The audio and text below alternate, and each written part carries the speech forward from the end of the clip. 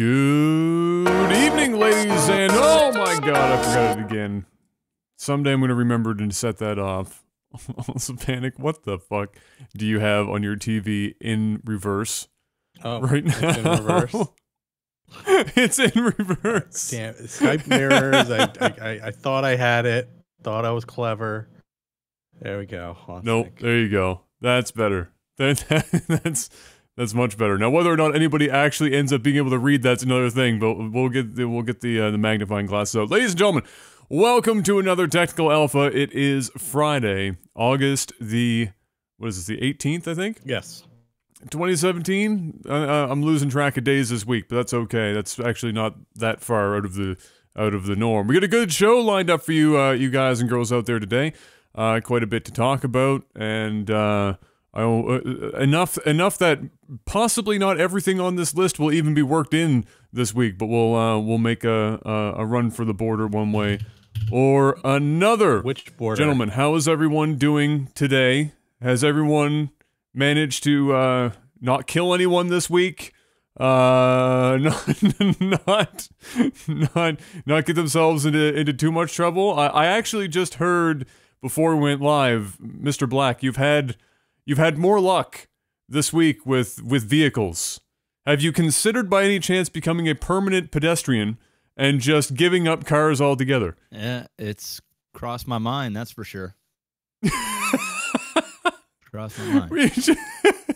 You're just sitting there going, you know what, at this point, it's going to be like Russia. Somebody's going to throw themselves on the front of my car when I'm parked at a red light and try and claim insurance off of me hitting them. What else could possibly go wrong? What exactly did happen? Did you like how the fuck did that even come to be? I finally got the call that my car was regulated, so I went down and dropped off the loaner SL63, picked up my C63, and basically recorded another delivery video, came home, edited it, put it up on YouTube, and went out. When I left the house, I had my cameras in my hand, and I was like, Jeff, just leave the cameras at home and just go and enjoy your fucking car. Just go out, just you and the car, and just drive. Just drive, just make noise, just go do whatever you need to do. You don't need to record nothing. You've already got your video done. Go. So, all right, fine. So I literally had that conversation with myself. And I go, and I drive maybe 15 kilometers. And I'm sitting at a red light. And there's a guy in front of me. He's sitting there at a red light. I'm the second one in line. I'm just sitting there, just chilling. Not doing anything out of the norm. Got my elbow sitting on the window, listening to Nav's album, and I saw something in my rear view mirror very quickly, and it got my attention, so I looked up, and the moment I looked up, bang, somebody hits me from behind. My foot comes off the pedal, or off the brake. My car jolts forward, and I slam my brake before I hit the car in front of me. Thank God that I didn't hit the car in front of me, because that just would have been a nightmare. And I get out, and there's a guy to my left. This is like right at Kent Road, right in front of Burrito Jack's. There's a guy, I guess, just came right out of Burrito Jack's.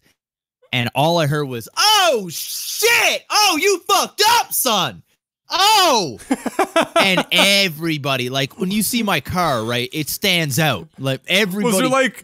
Was it like one black guy leaving Burrito Jack's that just saw this? Like, what the It was a white dude. It was a white dude. And then there was like a crowd of people, and they were just like, "Oh," and everybody was pointing at my car and shit. And I knew, like, it had to have been bad, as everybody was going, "Oh, fuck." So I look at the guy. The guy looks dumbfounded. He's just older, white dude, looks to be like in his early 60s, late 50s, sitting there in his piece of shit Crown Vic that has, you know, I'm not hating on the Vic, but I'm hating on the fact that every corner of that Vic was fucked. I mean, it looked like he hit things on a daily basis. So it infuriated me. So I'm like, dude, pull over.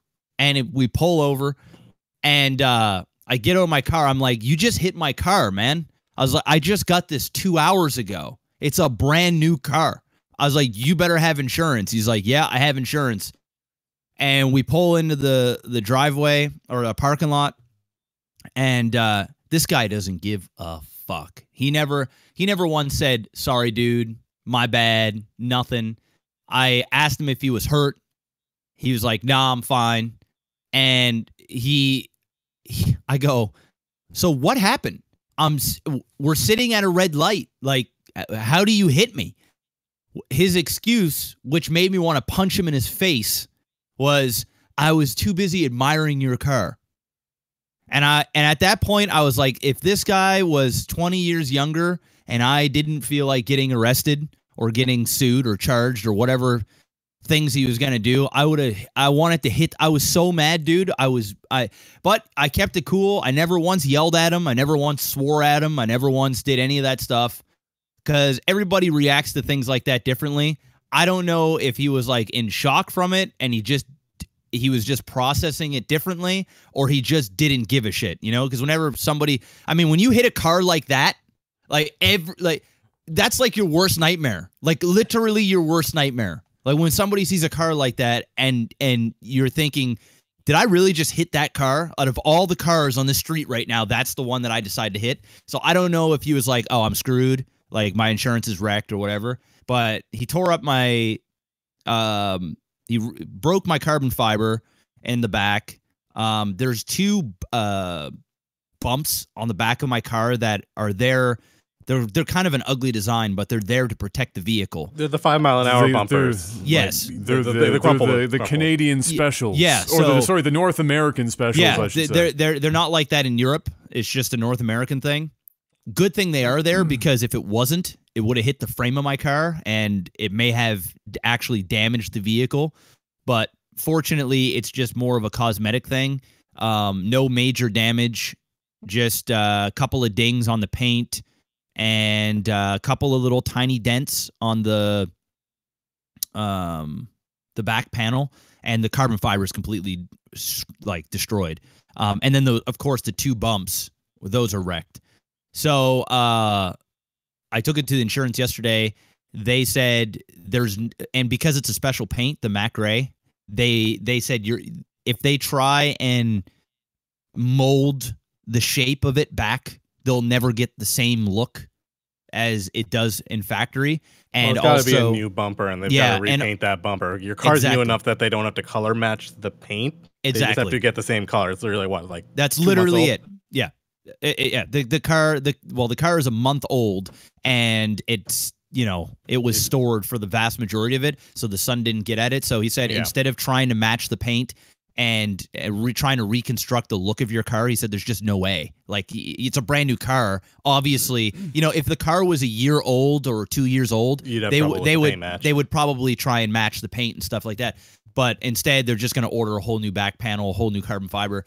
Rip his insurance. I mean, just rip it. Rip it right there. Probably 10, 12 grand. Yeah, that was the estimate, between 10 and 15. It's like $3,600 just for the carbon fiber piece, and then the whole back panel is got to be. Do they have to done. Readjust the right exhaust, because you were mentioning it kind of drooped down? Yeah, or was it just like a tension thing? Yeah, that's what it was. Just a tension thing. Basically, the whole thing was hanging. There's clamps that clamp the carbon fiber to the frame of the car or the panel. A couple of those clamps got snapped, and so it was drooping. But when I got it home, I managed to lift the car up some and clip the ones that were still intact, so that everything is kind of still in place. And now that that's there, the exhaust isn't drooping anymore. So it was more just carbon fiber just got dislodged, and the 5 mile an hour bumpers got crumpled. Yeah, there's still damage on the bumper, but it's not as bad. Yeah, damage. That video looked pretty bad. Yeah, the damage on the bumper, carbon fiber's wrecked, but it doesn't look bad. Honestly, when I'm looking at the car right now, you can't even notice the damage unless you're looking for it. So if you're up close, which sadly a lot of people are looking at my car in detail because people want to go and check out your car, so they obviously notice one of the safety bumps is damaged the most. That's what you can see the most. But the carbon fiber and stuff, it's got some dents and some white cracking in it. But the frame itself, you can't really notice the little tiny dents and nicks unless you're like right up close. But it doesn't matter. It all has to get replaced. Well, I mean, if you're lucky, it's just going to be a couple of bolts that pop off the back panel and they'll just pop on a new one. Oh, that's it. Yeah. I don't care. I actually don't care if they had to take the whole car apart because it's not going to be my insurance dealing with it anyway. So they can just foot the labor. And the good thing about it is the guy's insurance was the same as mine. So same company. So they didn't have to like email another insurance company and go back and forth. It was basically I claimed after I went to the police station and filed a report, I called the insurance. They called him. He was like, yeah, I was at fault. As soon as he said that was the show. And I don't have to pay a deductible or anything. His insurance covers everything. Now, the shitty part about all this is it is likely going to show up on the record of my car because it's going to be over a certain amount. They don't know for sure, but chances are it's going to, which if I were to try and get rid of the car 4 or 5 years down the road for whatever reason, it's going to depreciate the value in some way. I'm pretty sure if a shopping cart hits your car, it would show up in a report due to it being too expensive. Yeah, so that's the shitty thing, and so I called my lawyer today, and I asked him like, can I sue this guy for depreciation? And unfortunately, and I also asked my insurance dude, and it's funny because my adjuster, the guy who's handling my case, when I called him today, he said, you're not going to believe it, man, but I've watched your video on YouTube of what happened, and I realized that I'm the guy in charge of your file. So it was kind of like, oh, well, a small world.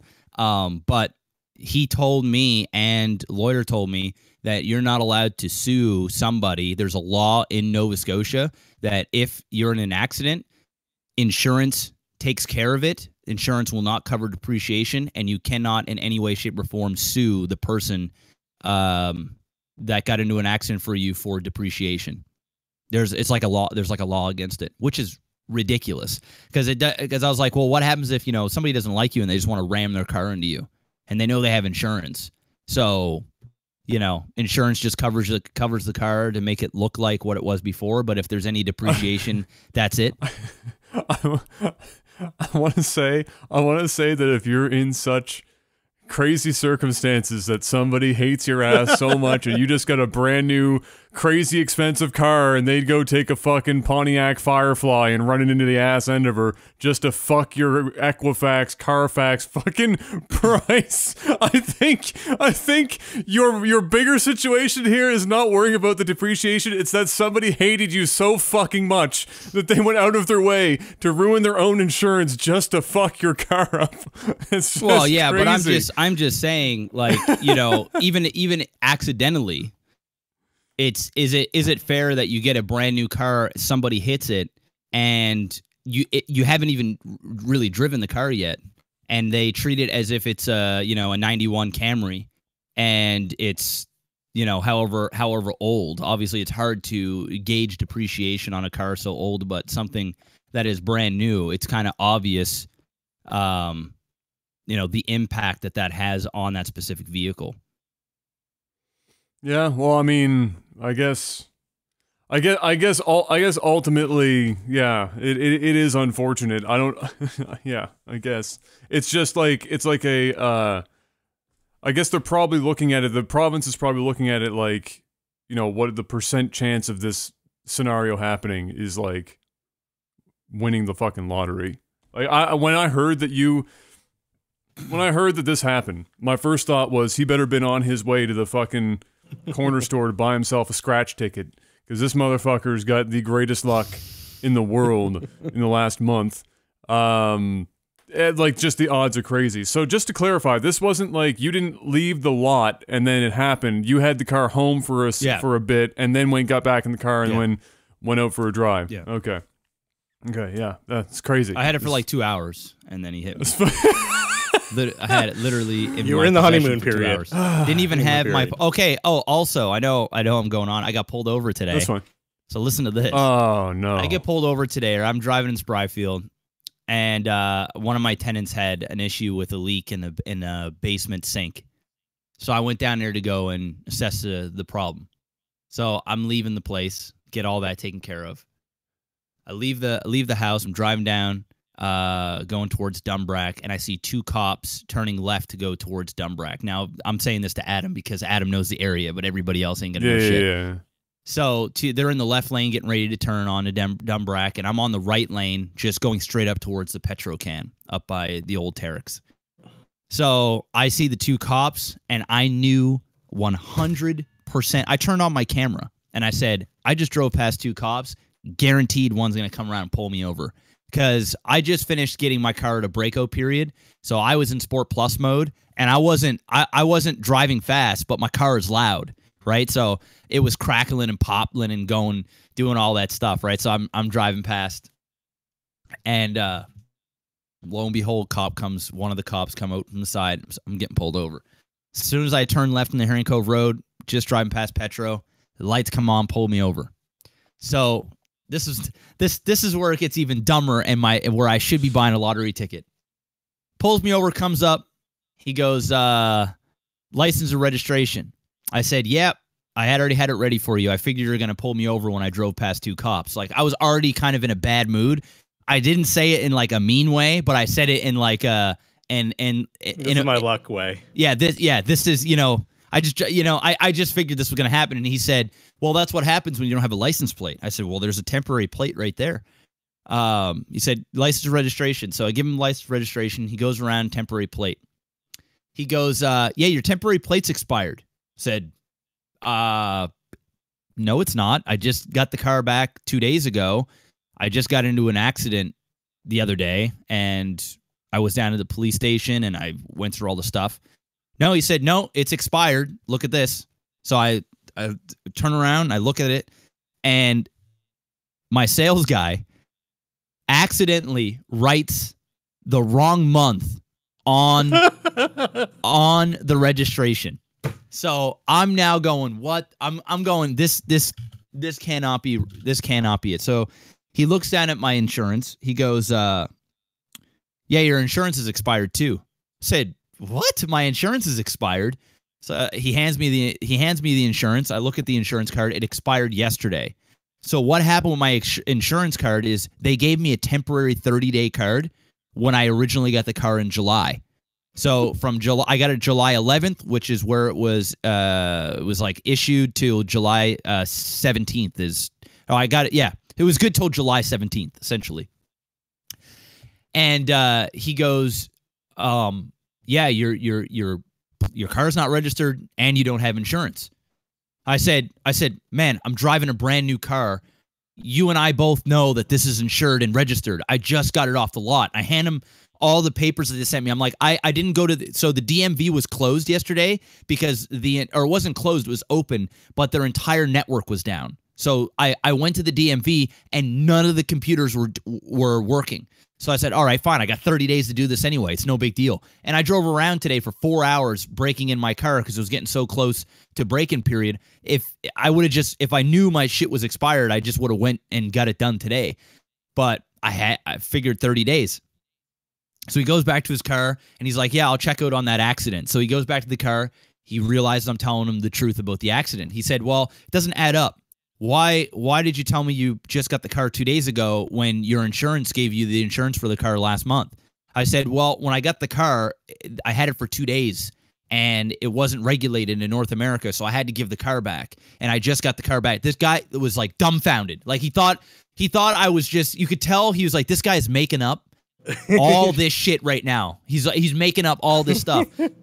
And so at this point, I'm like, I said, listen, man, I've got insurance. The reason why my actual insurance card isn't here is because I got in the accident and all my paperwork is sitting in my basement right now because I had to call insurance. And I just happen to have my temporary one still in the dash because I usually just keep my insurance in my wallet. So I was like, I'm sorry, man. This is just a really, fucky situation. I didn't say fucky, but this is just a big mishap. It is what it is. So he comes back with a ticket, And I'm like, is this guy really giving me a fucking ticket right now? Like, I didn't do anything wrong. And so he gives me a ticket. He said, I'm gonna let you off on the plate, because I think he knew that it was like a legit plate, but it was, and even on the back of it, it had the right date, but I didn't know. But on the front where it said the marker, it was the wrong date. So he said, I'm going to let you off on that, but I'm going to give you this $1,300 fine for no insurance. I said, man, I was like, really? And he was like, why are you getting frustrated with me, man? He's like, your car's not registered and you got no valid insurance. And I'm like, well, you got me there, but I was like, you and I both know it's a brand new car and it is legit. I was just at the police station. I was like, you know that this, like, that I'm not lying here. And he was like, go down to the courthouse, give them proof of insurance. They'll wipe the ticket. I was like, all right, man, if that's what you got to do. I was like, all right, man, thank you. And so I call up Mercedes and I said, James, man, you put the wrong date on my car. And he's like, oh, fuck. So I went down to there and they gave me the right one. Now they've got a temporary on there for 30 days. So that was, it was just a big circumstance of fuckery. Like, I just couldn't believe it. Like, it was one thing after another, after another, after another. Dude, I'm not even joking you right now. Sell that fucking car. Sell that fucking car before it kills you, because that is the only natural progression from here, is it legitimately fucking kills you. That's the only, like, how do you go up from where you are? Oops, a telephone pole appeared in the middle of the fucking road and now you're wrapped around it. That's about as up as you can go from this situation. So, holy shit, go buy that Prius. So does the C63 come with the M4 performance package? Oh my god. Well, at least you have it. Yeah. Yeah. I guess is the upside to all this, and with absolutely zero, and I mean zero segue. Can't really segue that anyway. There's no segue from that except, you got fucked. You got fucked so bad. Yep. Actually, no, I can segue this. Here we go. Jeff got fucked, and Sega is getting fucked, but in the best way possible. I got this. It's okay. We've probably, I'm guessing that was bad. Well, that's the best I had. So I think you guys have probably heard about it too at this point. Sonic Mania. You've at least seen it in passing somewhere or heard about it. So it released. And lo and behold, Sonic Mania is pretty fucking awesome. Real shocker on that one. But the funny thing about Sonic Mania is, and I don't know how many people actually know about this. So, we all know that that Sonic games have not been particularly good for a really long time. And by that, I mean they almost approached having something decent with Sonic Generations, and other than Sonic that, Adventure was pretty good. It's been a pretty interesting period for Sonic. So there's two teams that Sega has dedicated to Sonic titles, and they've been playing, catch out in the backyard with the IP for quite some time.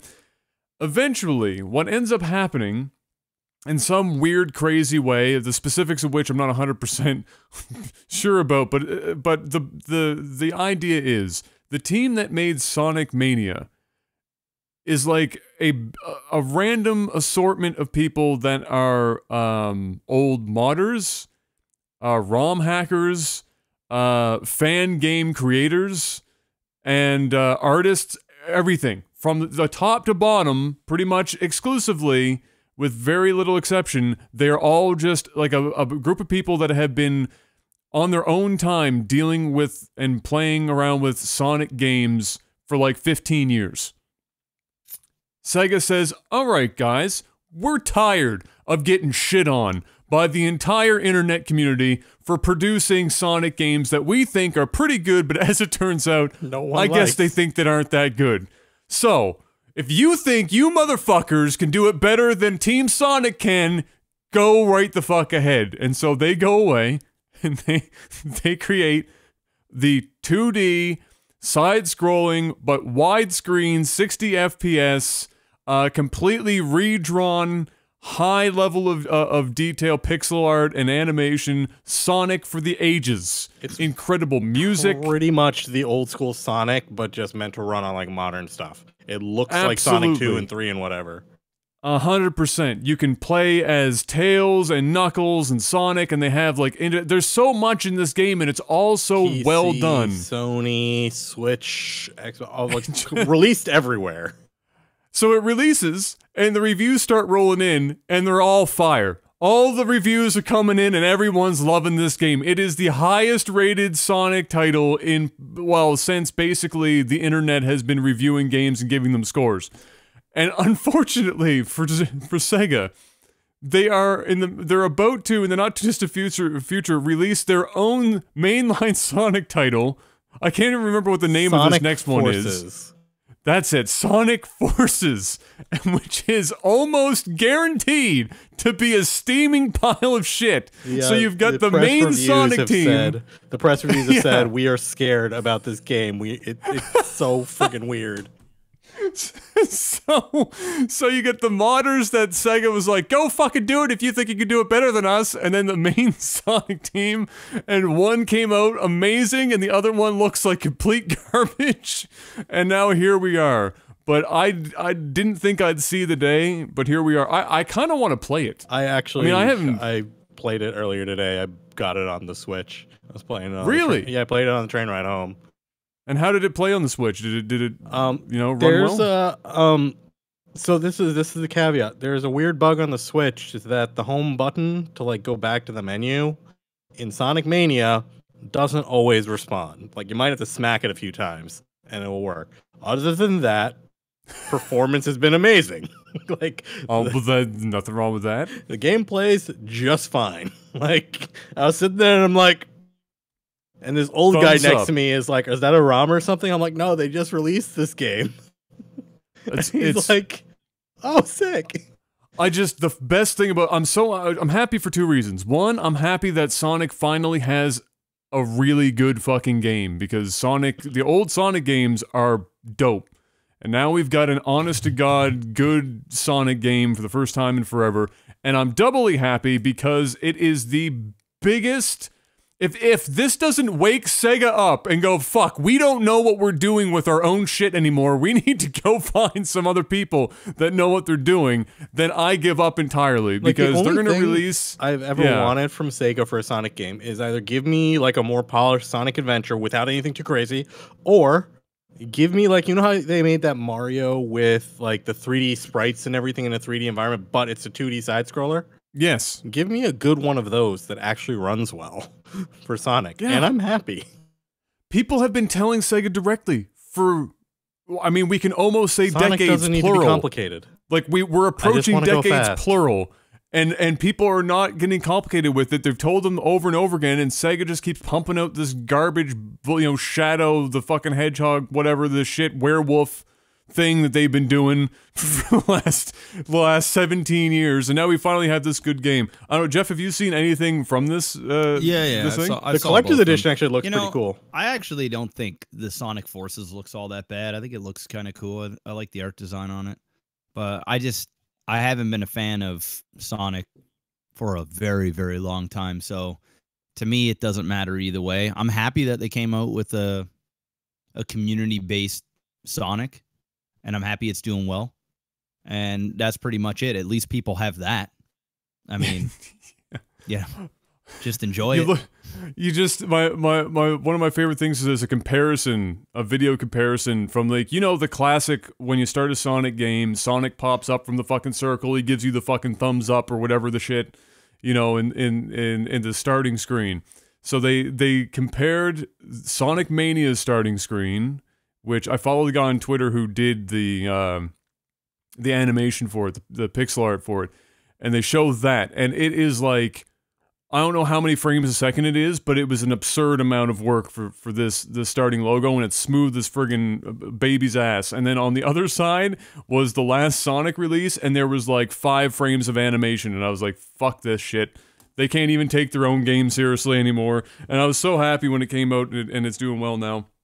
I mean, you know, to Jeff's point, and you know, personally as well, I'm not like I don't love Sonic so much that I play I'm endless a huge Sonic games. Sonic fanboy. Like, I've been disappointed for the past 15 years. Yeah, so I'm sad. I was always been sad with how they've handled the franchise, but I've you know I played Generations. It was you know pretty good, whatever. But I've just been sad watching Sega fumble with this fucking franchise for so long, and so it just seems I feel vindicated, like by proxy. Through these people doing this game. So yeah, I don't know. I haven't decided if I'm gonna play it yet. But I might just buy it to support it. Just here. Yes, this is what I want to see you do with this franchise. This is exactly the direction that you should go with. And maybe Forces turns out to not be complete trash, because Generations, like I said, was also not a complete misfire. So we'll see, but I think the problem that it's going to have is that you make your now own characters and you get the mechanics based on the pieces you choose to equip it, so it could get really messy. Yeah, we'll see how it turns out. I think if it didn't release after Sonic Mania, it had a better shot, but now it's going to be scrutinized, I think, a hell of a lot harder coming out on the tail end of Sonic Mania. But yeah, so there you go. So congratulations to the Sonic Mania team, a bunch of dudes that have just been doing this for fun for 15 plus years, and now they're seeing it come to fruition. So congrats to them for that. I had this put in here just because I don't know what we briefly talked about During E3. About it during E3, but I don't know if I got Jeff's thoughts on it very much yet, or if he's watched much of it. He's probably watching the trailer right now. So Monster Hunter World. Monster Hunter for me has always been a series that I've looked at from a distance and been like, man, that's a fucking awesome idea. I like that as a game concept. Nobody else really does it nearly as well as the Monster Hunter franchise does it. But it's always been on a handheld that I just would never in a million years want to sit down and play for that long, because it's a game that you have to spend a lot of time on to get anywhere in, and just uncomfortable to play for long periods for me. And I've always thought that once, it wasn't always on handheld, but in more recent, years and for the longest time it has been on Nintendo stuff only. My thing about it was always looking at this game. It's like this is the type of game that on a console or on the PC would be fucking epic, because you're in a almost arena style stuff, so they can pump the graphics up. You're talking about fighting big ass monsters with many stages of combat with a bunch of people and a lot of gear and stuff. It's a simple concept, but a difficult game to master type deal. I mean, it's pretty much boss battles you gear up for. Like, you're like, I am hunting this monster. You have to, like, research and do what you need to do, get your equipment, get the stuff put together, and then you go and fight the boss. You have to, like, learn everything about it before you do it. Absolutely. And so when I saw Monster Hunter World, one, I was mindfucked that they're actually doing it on a console and PC. I didn't think that would ever happen. And two, I was surprised at just how good it looked like it translated to console and PC, because it looks pretty friggin' badass. I put this in here because I already have a decent idea about how Panic and I feel, but Mr. Black, how do you feel, if anything, about Monster Hunter World? Is it something that, looking at it as somebody that's probably not invested at all in the franchise, now that it's coming to a more common, market on the PS4 or the PC, where you're going to be spending more of your time, is it something that you look at that and go, yeah, that looks pretty cool, maybe I'll give it a shot? Because I think that's probably part of the reason why it's coming to these places in the first place, is to get it to a bigger market. So does what they've shown pull your interest at all? I mean, it looks cool. It looks like a smaller Shadow of Colossus, or like a in-your-face Pokemon. Does if Pokemon got really savage? Yeah. I don't know. There's something about it I don't like. I can't really pinpoint it. It doesn't. I feel and there's nothing like the trailer I just watched. There's no HUD. Like you don't. There's nothing on the screen. It's just the character and the monster. Now I don't know if that's just for demo purposes, but I don't know exactly what the game is going to look like as a whole. Is it an MMO? There's usually a HUD. I feel like it's fight with other some people? element of character. Like, can you go online and fight a monster with your buddies? Yes. You know, is there going to be enough monsters in the game? Is it going to be like raid bossing the same people over and over and over again? These games have tons of monsters. Like the entire game is pretty much built around, so they put a lot of thought into the individual monsters. So do you catch them, like, or do you just kill monsters? It's kind of yeah, you more or less kill the monsters to an extent, but you have to do the research beforehand. Like if you're going up against, like you're like, I am hunting this particular monster. Like that, it's not like just like a regular Dark Souls fight where you have like 1, 2, or 3 stages. It's very complicated fights. They get complicated about it. So it's like it's pretty much like a boss fight on steroids, and that's the game. Like you prepare for that. You might have to get certain materials. You might have to get items that help you fight that particular boss. You put it all together, combo whatever. You fight the boss, and then you decide, okay, I want to go after this one next. And then you have to like kind of track it, find it, and do the whole thing. Yeah. And the bosses have, and to answer the question about like how many are there, unless because of the fidelity, the graphical fidelity and the time of creating assets in this kind of environment versus like the 3DS, for example, which is obviously cheaper to crank out assets for than a PS4 or the PC. These games normally have a substantial amount of monsters that range from the small to the gigantic, the relatively straightforward to the super complicated stuff that you can solo, all the way up to stuff that you pretty much need to have a team to pull off in full. And yeah, with friends or whatever, there's that kind of thing. There's no real story to Monster Hunter necessarily. The story, give or take, is you're a monster hunter. You're part of the guild of sorts that would be more or less taking care of the things that would be threatening the villages that you're taking part in, and that's about as far as the story goes, to my recollection anyway. But there are monsters that have been in Monster Hunter for many, many years, and so the people that have already played the game, that's where the story is for them, is like the continuation. Last game had 72 monsters-ish. Yeah. So there's a fair variety there to go with. I'll probably never play it, but the concept is cool. Yeah, I think it's cool. So that's all I was interested in is does it even register in minor on your radar? Like, I mean, I don't know if you've seen today, Lyric was playing what's it called? Dauntless, which is basically the same formula idea as Monster Hunter-ish. And so there are other people that have been trying to work themselves into that genre in various ways to make it more appealing.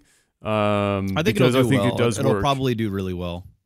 Everybody will probably stream it. It'll be like the flavor of the month, or flavor of the week. It never really lasts a month, but flavor of the week. And they'll probably sell a shit ton of copies. And I mean, games like that, there's an opportunity to keep adding monsters, especially when you bring it to PC and you bring it to console. There are big updates that they can do where if they start you out with 70 monsters, that'll keep you occupied for a month or two, and then they'll add in another 30 monsters down the road, and you'll kind of jump back in there. The only thing that if there's no story or there's no real character arc, for me, it would just be kind of boring. And I think it would be fun at the start, and then it would get really repetitive. And everybody's just going to look on YouTube or whatever to like figure out what they need to destroy these monsters, and that whole strategic element of things is kind of gone. But it is what it is. I mean, for me anyway, as a streamer, if I were to stream the game and play it, people would just tell me, would spoil the hell out of the game, right? They're going to be like, dude, you need, you need this type of thing to kill a White Walker, right? And you're like, oh, well, now I have to go over to this island and go into the cave and grab this shit. But people are just going to, oh, the weak spot's in the chin, hit the left eye. And then he'll bend over, and then you can shoot his ass. And then that's, so for a guy like me, it's probably not going to be it'll sap the fun out of it. But I think for, you know, everyday gamers that doesn't have an audience, I think it'd be kind of cool if you don't spoil it for yourself. I mean, that's the whole fun of those things, trying to figure out the battle. Yeah, I think that as someone who understands how complicated Monster Hunter is in general, because that's the one thing they're going to have, the other hurdle other than getting people to play it now that they're not just on the handheld, is getting the reach to new players, because there's no two ways around it. Monster Hunter is not an easy game, and not necessarily only in the sense that the monsters will fuck you up, because they will, but the controls are all over the place. The game controls like no other game you've ever played. There's almost no transferable skill from any other game you would have ever played, which was a real big hurdle for me when I first started playing a couple of different. I played 3 and 4 for Ultimate, and I've played a lot of games in my life because I have no life, and yet I still managed to not have any fucking transferable skills from any other game I've ever played going into Monster Hunter. And so it was a really steep learning curve, and I think for that reason it's also been a bit of a concern for fans of the franchise who were like, please God, don't dumb it down now that you're putting it on the console, because everyone that's been playing it for like 15 years doesn't want to see it, you know, turn into the Diablo 3 fiasco where, oh shit, now you have 4 buttons and that's all you have to worry about versus, you know, stuff from the past. But regardless, let's move on from that and talk about something that all three of us will be able to talk a little bit more in depth about. Blizzard is, of course, going to be at Gamescom, and we've been hearing bits and pieces of what might be coming, you know, from them, but apparently there's also something of a surprise, you know, type deal that they're going to be bringing out there at Gamescom. We do know about the Overwatch. I think there was an animated short. Animated short, possibly a map, I think. Yeah. Hearthstone just had an expansion, so I don't think they're going to be announcing anything for that. I think they're announcing a Heroes of the Storm hero. I don't have any idea what the mystery reveal could be. I doubt it's going to be anything like mind-blowing. I just feel like they're going to keep that for BlizzCon. Yep. I think maybe it'll have to do something with StarCraft Remastered. They may announce a line of tournaments or some kind of esport. Thing. I don't think they're going to I think any other like remastered or anything that they're going to talk about is going to be until BlizzCon. Yeah, I think we're going to probably hear at BlizzCon something to do with Warcraft. I think we're going to hear probably a Warcraft 3 remastered is going to be down the pipeline. I can just see it. I can smell it. I think this is. I have 2 guesses as to what it is. It's either a World of Warcraft thing, which is more likely a BlizzCon event. I agree they're doing World of Warcraft Pro Play, aren't they? There's something WoW related that I can't remember what exactly it was, but that's probably something that will if it's minor, crop up at Gamescom. Otherwise, we'll wait for it. But my guess about Warcraft 3. See, they just did of all kind of like on the DL. They just released a like patch updates, balances, and stuff to Warcraft 3, and not small ones either.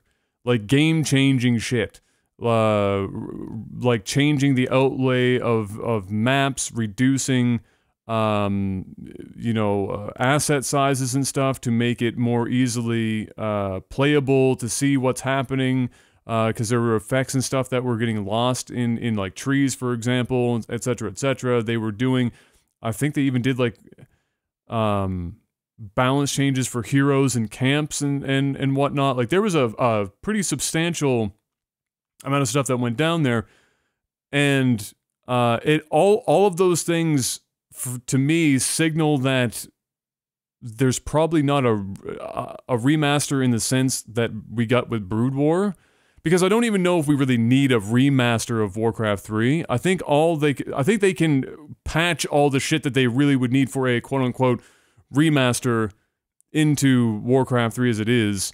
I think I mean, what needs to be done? Widescreen support, which is easily patched They in. pretty much just have to do an engine update for rendering and stuff to make it run and better. then yeah, and the balances that they've already just in this last week started rolling out are pretty major. So Yeah, but I don't think the problem is that it isn't anything special. It isn't an event. It isn't. It's not going to be worth a big. It's going to say, hey guys, we gave Warcraft 3 a facelift, or we fixed a few things.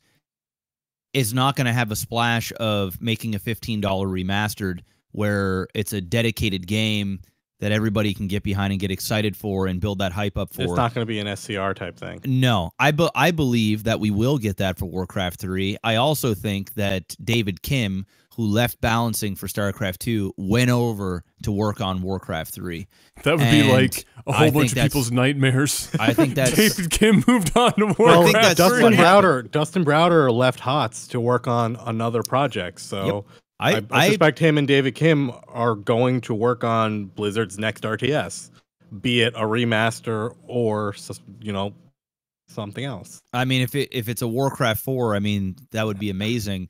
But I think it's going to be, especially with the success that Remastered has had already, I think we're going to get it. I think we're going to see, I don't know what we're going to see at Gamescom. Honestly, at Gamescom, while it's a big conference, it's not big enough for Blizzard to bring out any big gun franchises. No. We're going to see, we might see announcement of what the next Hearthstone expansion is going to be, maybe, or something small like that, but we're not going to see like some big mind-blowing, because they know not everyone's got their eyes on Gamescom for Blizzard.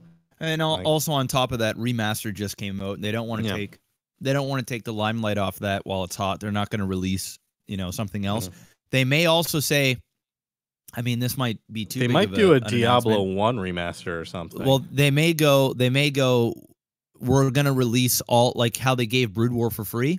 Yeah. They may go, hey, if you own Warcraft, if you own StarCraft 2, if you own Diablo 3, all of the other games are free. So the old ones are now downloadable and playable via battle.net. You can go in and play them for free. They may announce something like that too, and that may be why they're making these small little patches where they're just making the games more playable. I think whatever the mystery reveal is, I have a feeling that it might actually be relatively big. It wouldn't be the first time that Blizzard has done something big outside of BlizzCon, and Gamescom is, I believe, next to E3, the largest event in gaming. So, I mean, it's not a little boutique event. So it could, I think it very well could be. I think it's going to be in the Warcraft universe. It's either going to be something to do with Warcraft 3, or if it's going to be something to do with World of Warcraft. One of those two things. I agree that they don't want to take limelight away from the StarCraft 2 remaster. I don't know if I only think that I think there's only a handful. Remastered edition. No. Yeah, I mean, there's only so many things I think that would take the limelight away from StarCraft Remastered. I mean, it's kind of its own animal, right? I don't know how much cannibalization some stuff would have within the Blizzard umbrella, but yeah, we will see what goes down for sure, and I'm looking forward to it, because if it is Warcraft 3 related, that is my dream. I just want to see Warcraft 3 also have some treatment done to it, whether it's over the top like StarCraft Remastered or not. I think I would greatly enjoy seeing Warcraft 3 have a little bit of a renaissance as well. But while we're on that topic, Mr. Black, you've been playing Brood War Remastered quite significantly. You've been playing. I saw you do some of the campaign stuff, and I've seen you do some of the ladder deal. So, I don't think I need to ask you about the campaign stuff, because it's just pretty much, it's the campaign with the polished graphics and whatnot.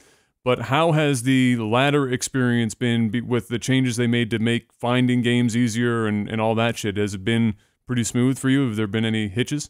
I mean, the first day I couldn't get in a ladder game. They were having server issues. Obviously, it was just getting bombarded.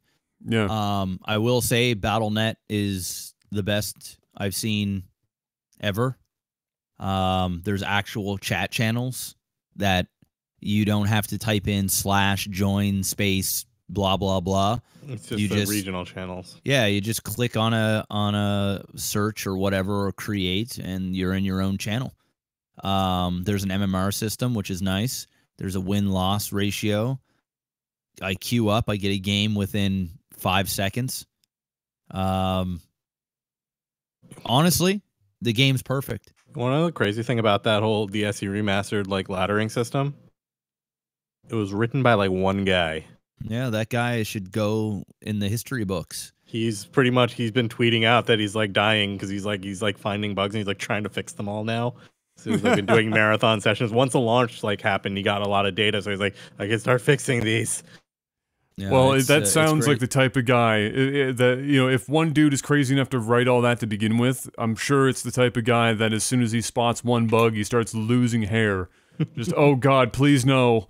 And then spends the rest of his week trying to fix that one bug. How has it been for you kind of going backwards mechanically?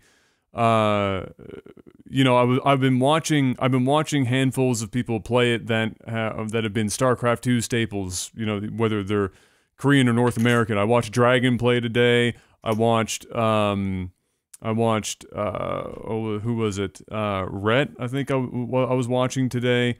I watched a handful. I watched Fire Bat Hero as well.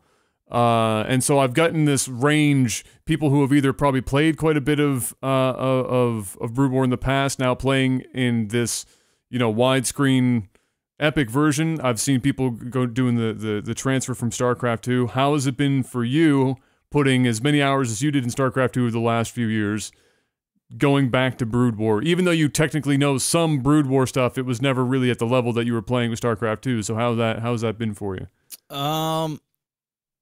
It's been natural. I mean, it's almost like I still had muscle memory from playing Brood War. You had muscle memory from playing Brood War? I got into that game and I'm like, oh God. Well, I mean, what's going on? The thing is mechanically, it's a easier game than StarCraft 2 in terms of doing things. It's a harder game because you have to do more things. You have to mentally remember to do all the things that StarCraft 2 does for you. StarCraft 2 is like, oh yeah, my SCVs are going to go mine automatically. No. You build that SCV, you got to be like, no, go mine. Well, right? the other thing about StarCraft 2 is everything happens so fast. So you go from like 3 or 4 minutes into the game, like in 3 minutes, if a Zerg doesn't have his third out, chances are he's about to all in you. In this game, it's not like that at all. Everything is really slow. And so you almost have to like take a breath and just enjoy the game, enjoy the process. It's more, I find it more engaging. There's more involvement just because you are required to do and remember more things. Like as simple as, if you have, like I've been playing a lot of Zerg, so if I have multiple hatcheries, you can't just hotkey 4 hatcheries and build, you know, a bunch of Hydra, build 12 Hydra. You have to manually click on each hatchery and, build, BH, and do that quickly. What helped me a lot from before is I've mastered location hotkeys, and that has been the saving grace for me, because back in the day, Brood War, I only learned how to hotkey towards the end, like putting my zealots on control 1 or something, but I never knew how to use F2, F3, F4, F5 to do location hotkeys. So for me, I can location hotkey in certain areas of my base. So for my main, I'll go F2, and then I'll also keep my main on 4 as my hatchery on 4, so I can always go back to that 1 hatch. Like you can always do at least 1 building per hotkey, but typically what I've been doing is using my location hotkeys in areas so that I can click on those buildings quickly. So if I'm out in battle and I want to go and build, say, 4 Dragoon, I'm going to click F3, which will take me to the area in my base where I have my 4 gateways, and then I can spam click, like, you know, click G, click G, click G, click G, click G, and then, you know, F2, build my probes, F4, build my probes at my natural, and I can do things like that. That makes it a lot easier, and I learned all those things just from playing StarCraft and spamming them over and over and over again, and I never really used them a lot in StarCraft, but here I'm actually using it. So there's a lot more to do, but honestly, I feel like StarCraft 2 prepared me for Brood War. And there's just, you got to do more in certain areas, but in others you do much less. Like the battles are so much smaller. Like you're fighting with 20 Dragoons. And there's more of them in general. They're in different places on the map. Exactly. Yeah. Like even early on, I rushed with 6 Zerglings. Like it's a battle. Like they got 1 Zealot. And you have to micro each ling, because if you lose those lings, you're fucked. Like you're so behind. So there's a sense of urgency and distress on everything that you do. Like going around in StarCraft 2, if you go in and you harass with a probe, say you're scouting his base and you start tickling his probe, and it like just pisses you off. You're like, fuck off. And so you just grab like four or 5 probes and you start chasing it down. Or you just take them all and you try and kill it quickly. You don't do that shit in this game, because if you leave the mineral line, you're fucked. And so like if you start poking with your probe and you kill a drone, like that's a victory. I know in StarCraft 2 it's a victory as well, but it isn't. It's so much more grandiose in this. It's huge. Everything is big. And so that's what makes it exciting for me. That's the fun part. And I find coming back into games is a little bit easier too in this, because if they make a mistake, it's drastic. It can really just change the game. I know you can say the same for StarCraft 2, and it's the truth. It's not the same. It's just not the same. It's different. You put 1 cannon up for defense, and that can fuck someone's day up. In StarCraft 2, you put 1 cannon, you just focus fire down that cannon, it's gone. It's like putting 1 cannon at your mineral line means nothing in StarCraft 2. You put it down there in Brood War, and it means everything. It means no one's attacking you, or they're doing it in a completely different way. And that's what I love about it. Yeah, that's been what watching. I guess that's what stands out most when I've been watching StarCraft 2 players, whether they're pro or otherwise, on streams playing Brood War, is they try and play it like it's StarCraft 2. They'll amass a bunch of units. They'll put all of their units into one place at one time. They'll run it up mid like you would in StarCraft 2, don't work. And they get fucked every single time. Yeah. And they're always shocked by how the small stuff impacts so much. I mean, even the AI alone, Adam, does not allow you to do A moves. So like if you're A moving out, you'll have not even Dragoons, like anything. We're talking Hydras, Goliath, anything. They don't know where the fuck they want to go. No. Like there's an army going, and you've got one guy that's just moving around in circles. You got another dude that's trying to pass through another guy. Like in StarCraft 2, the worst you could do is if you're running, say, your army out and the zealots, a probe is following zealots. Sometimes the probe will get hit by the zealot, and the probe will just kind of drag behind the zealot. And if you move the probe over a little bit, it'll speed past the zealots. But that's the only time you ever see those sort of things in StarCraft 2, because the AI it's still bad, but it's so much better. It's not as bad, yeah. It's so much better. In this game, it's not as simple as A moving. Not only if you have more than 12 units at once, you have to multiple hotkeys. So you've got, say, 12 Marines on number 2, 12 Marines on hotkey 3. You've got your drop ships on hotkey 5. You've got some fire bats on hotkey 6. And so you just can't click F2 or highlight your entire army and press the A and go. No. You have to click 1A, 3A, 4A, 5A, 6A, and go. And by that time, the AI and the movements are so shit that half, or not even half. You had to go like back to 20 1A, 2A, 3A. Exactly. 20% is in the fight. And you've got your last 3 hotkeys way in the back. And now since those guys are not in the battle dealing damage, your guys are getting fucked. So there is so much thought process that has to go on even when you're engaging in an attack. Just because you have the bigger, better army and even a counter to the other one, if you do not control them properly, it's GG. And that's why a lot of people, I've talked to a few people that are playing StarCraft 2, that played and grew up on StarCraft 2, they can't stand Brood War because they well, I'm just gonna say it. They don't have what it takes to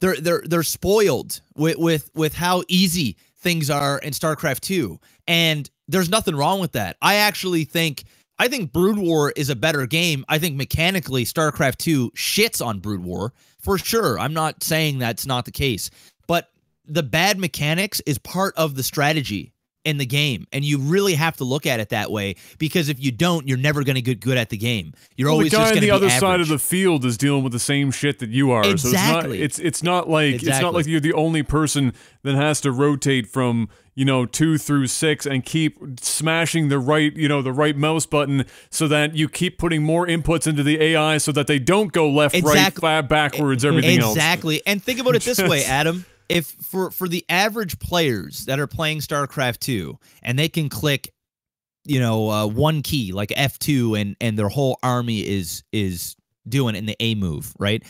For example, I remember watching Tumescent play StarCraft all the time. Good dude, plays all the time, funny guy, but mechanically the guy is garbage. Like, I'm not my ability comes in micro. I feel like I'm really good at understanding micro and understanding animations and what you can get away with, and seeing moves before they happen in terms of in a micro battle. My big thing was I was never really good at multitasking within micro. So as in, say macro. Exactly. So macro. So for me, I hyper focus on the micro, and that's what wins me a lot of games because I'm really good at that.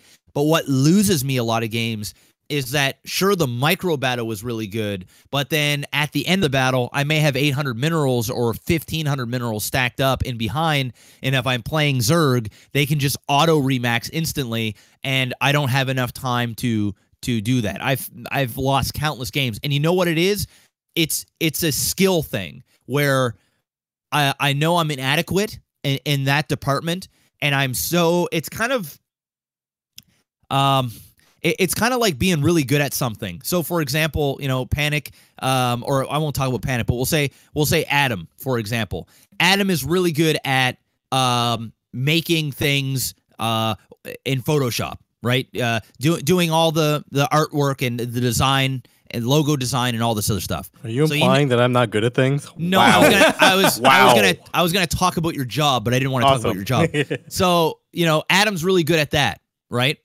But if you were to tell Adam to go on, if only Adam would start singing on his stream and dancing around like Jeff, nobody wants to hear me sing. Well, exactly, but also Adam knows that that's not a strong point. So obviously he's not gonna just go get up and do it unless he's getting rewarded handsomely to do something to embarrass himself for a minute. But beyond that, he's not going to sign up for that, right? Because it's uncomfortable. You want to do something that you're good at, and there's nothing wrong with that. I think most people in life should focus on what they're really good at and then get even better at it, and then be the best at it, be the best at that. So that was always my problem with StarCraft 2 is I always knew that it's hard for me to control my Phoenix and shade my Adepts and also stay on top of my proper chrono boost and building my probes and expanding at the same time and using my blink micro and doing all that stuff.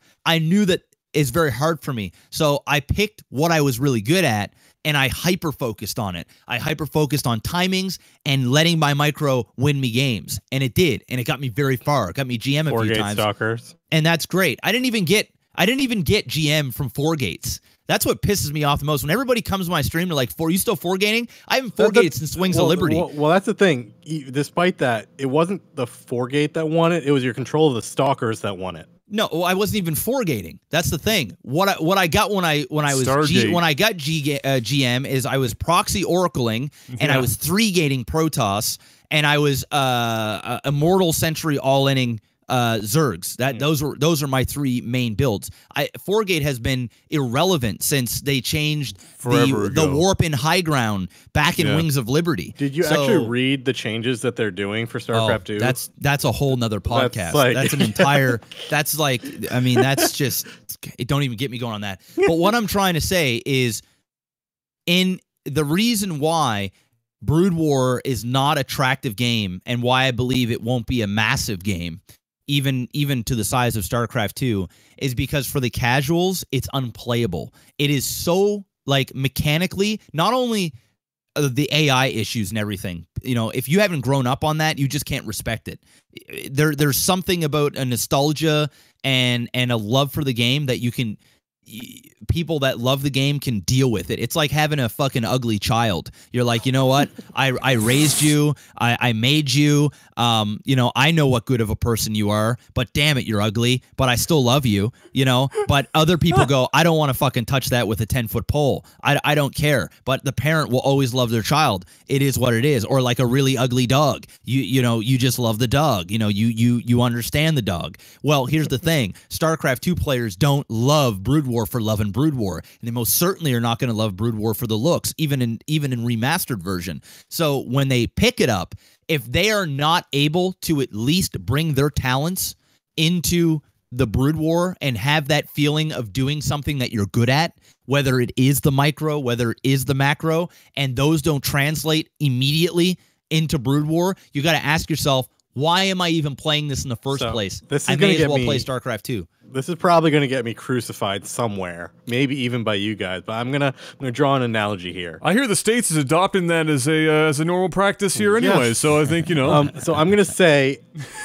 the reason that people play Dota over League is the same reason why people play Brood War over StarCraft 2, or prefer it that way. It's that the mechanics of Dota are more complicated with like last hits and all the other stuff in Brood War, you know, that they match up. While StarCraft 2, there's a lot of the automatic stuff, you know, you don't have to worry about that because it does it for you. It's got a lot of the smoothness in the gameplay. But, you know, Dota rewards you for having those really good mechanics, just like in Brood War. If you can handle all of that stuff, you're golden.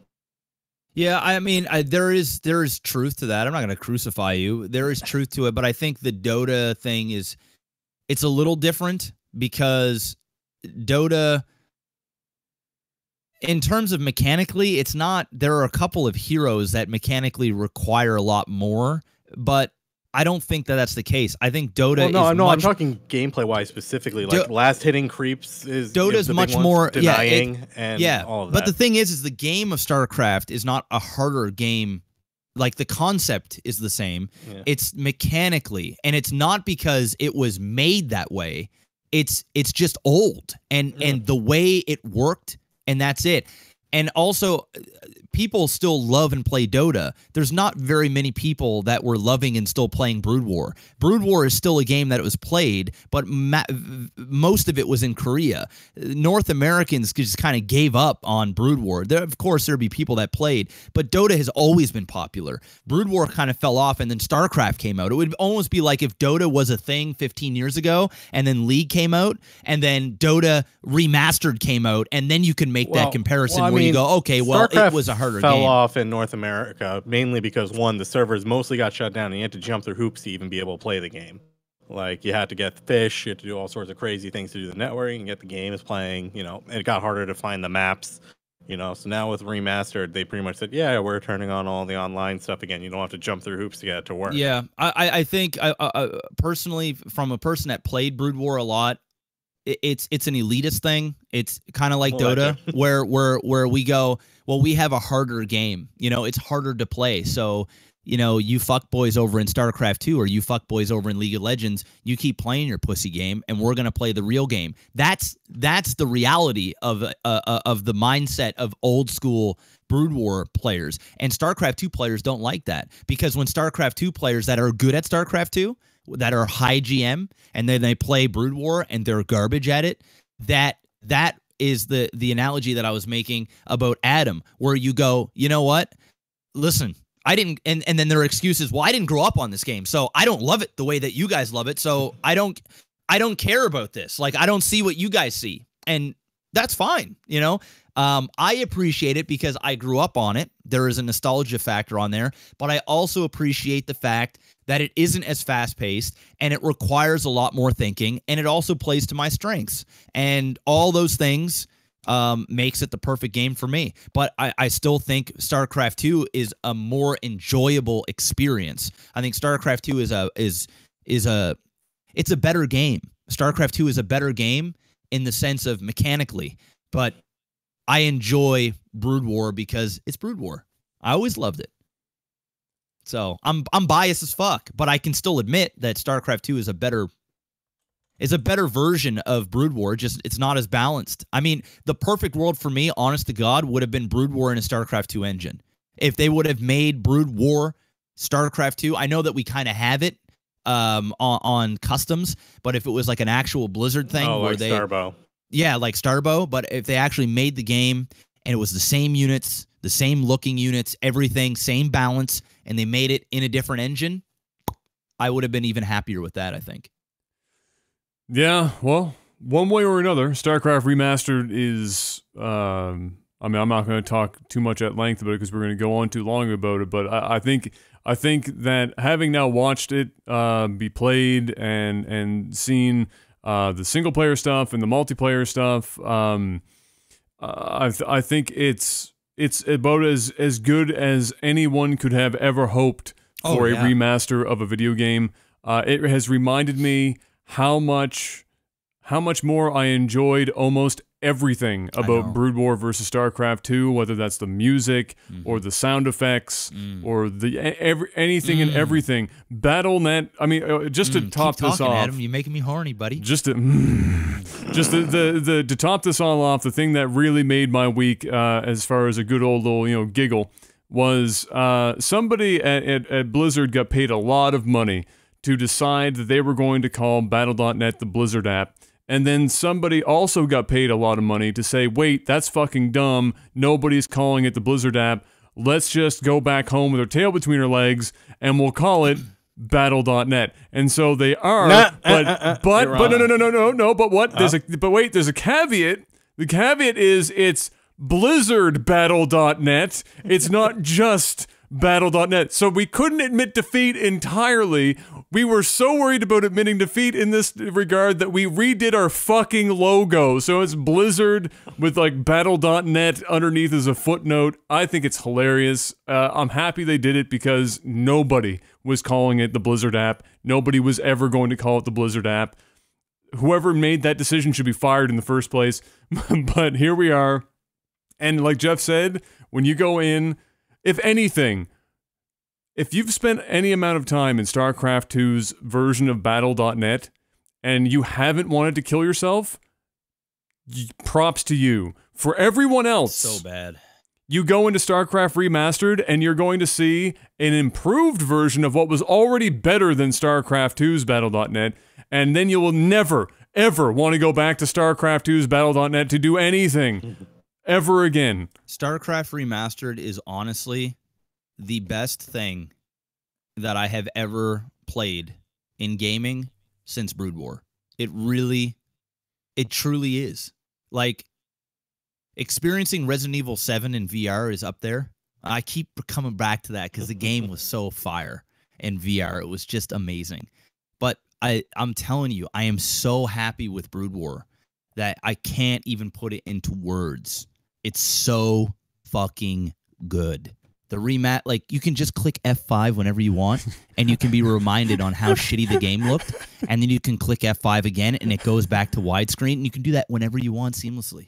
Dude, we gotta start. My last footnote for this Adam, is that did I tell you how awesome fucking Brood War is? The Remastered last- is so fucking good. Adam, it's so. Wait, my Adam, last Adam, footnote for this. I know, In Adam, the You have no battle last footnote. online, Adam, in no the last battle footnote. online Adam, for move on. StarCraft 2. I cannot wait, Adam, until you and I sit down and we can cast some motherfucking Brood War, man. For StarCraft, I can't wait to look like an idiot trying to cast it. Yo, but we can StarCraft 2, We can do some 5v2 comp stomps, and we can just backstab everybody. It'll be amazing.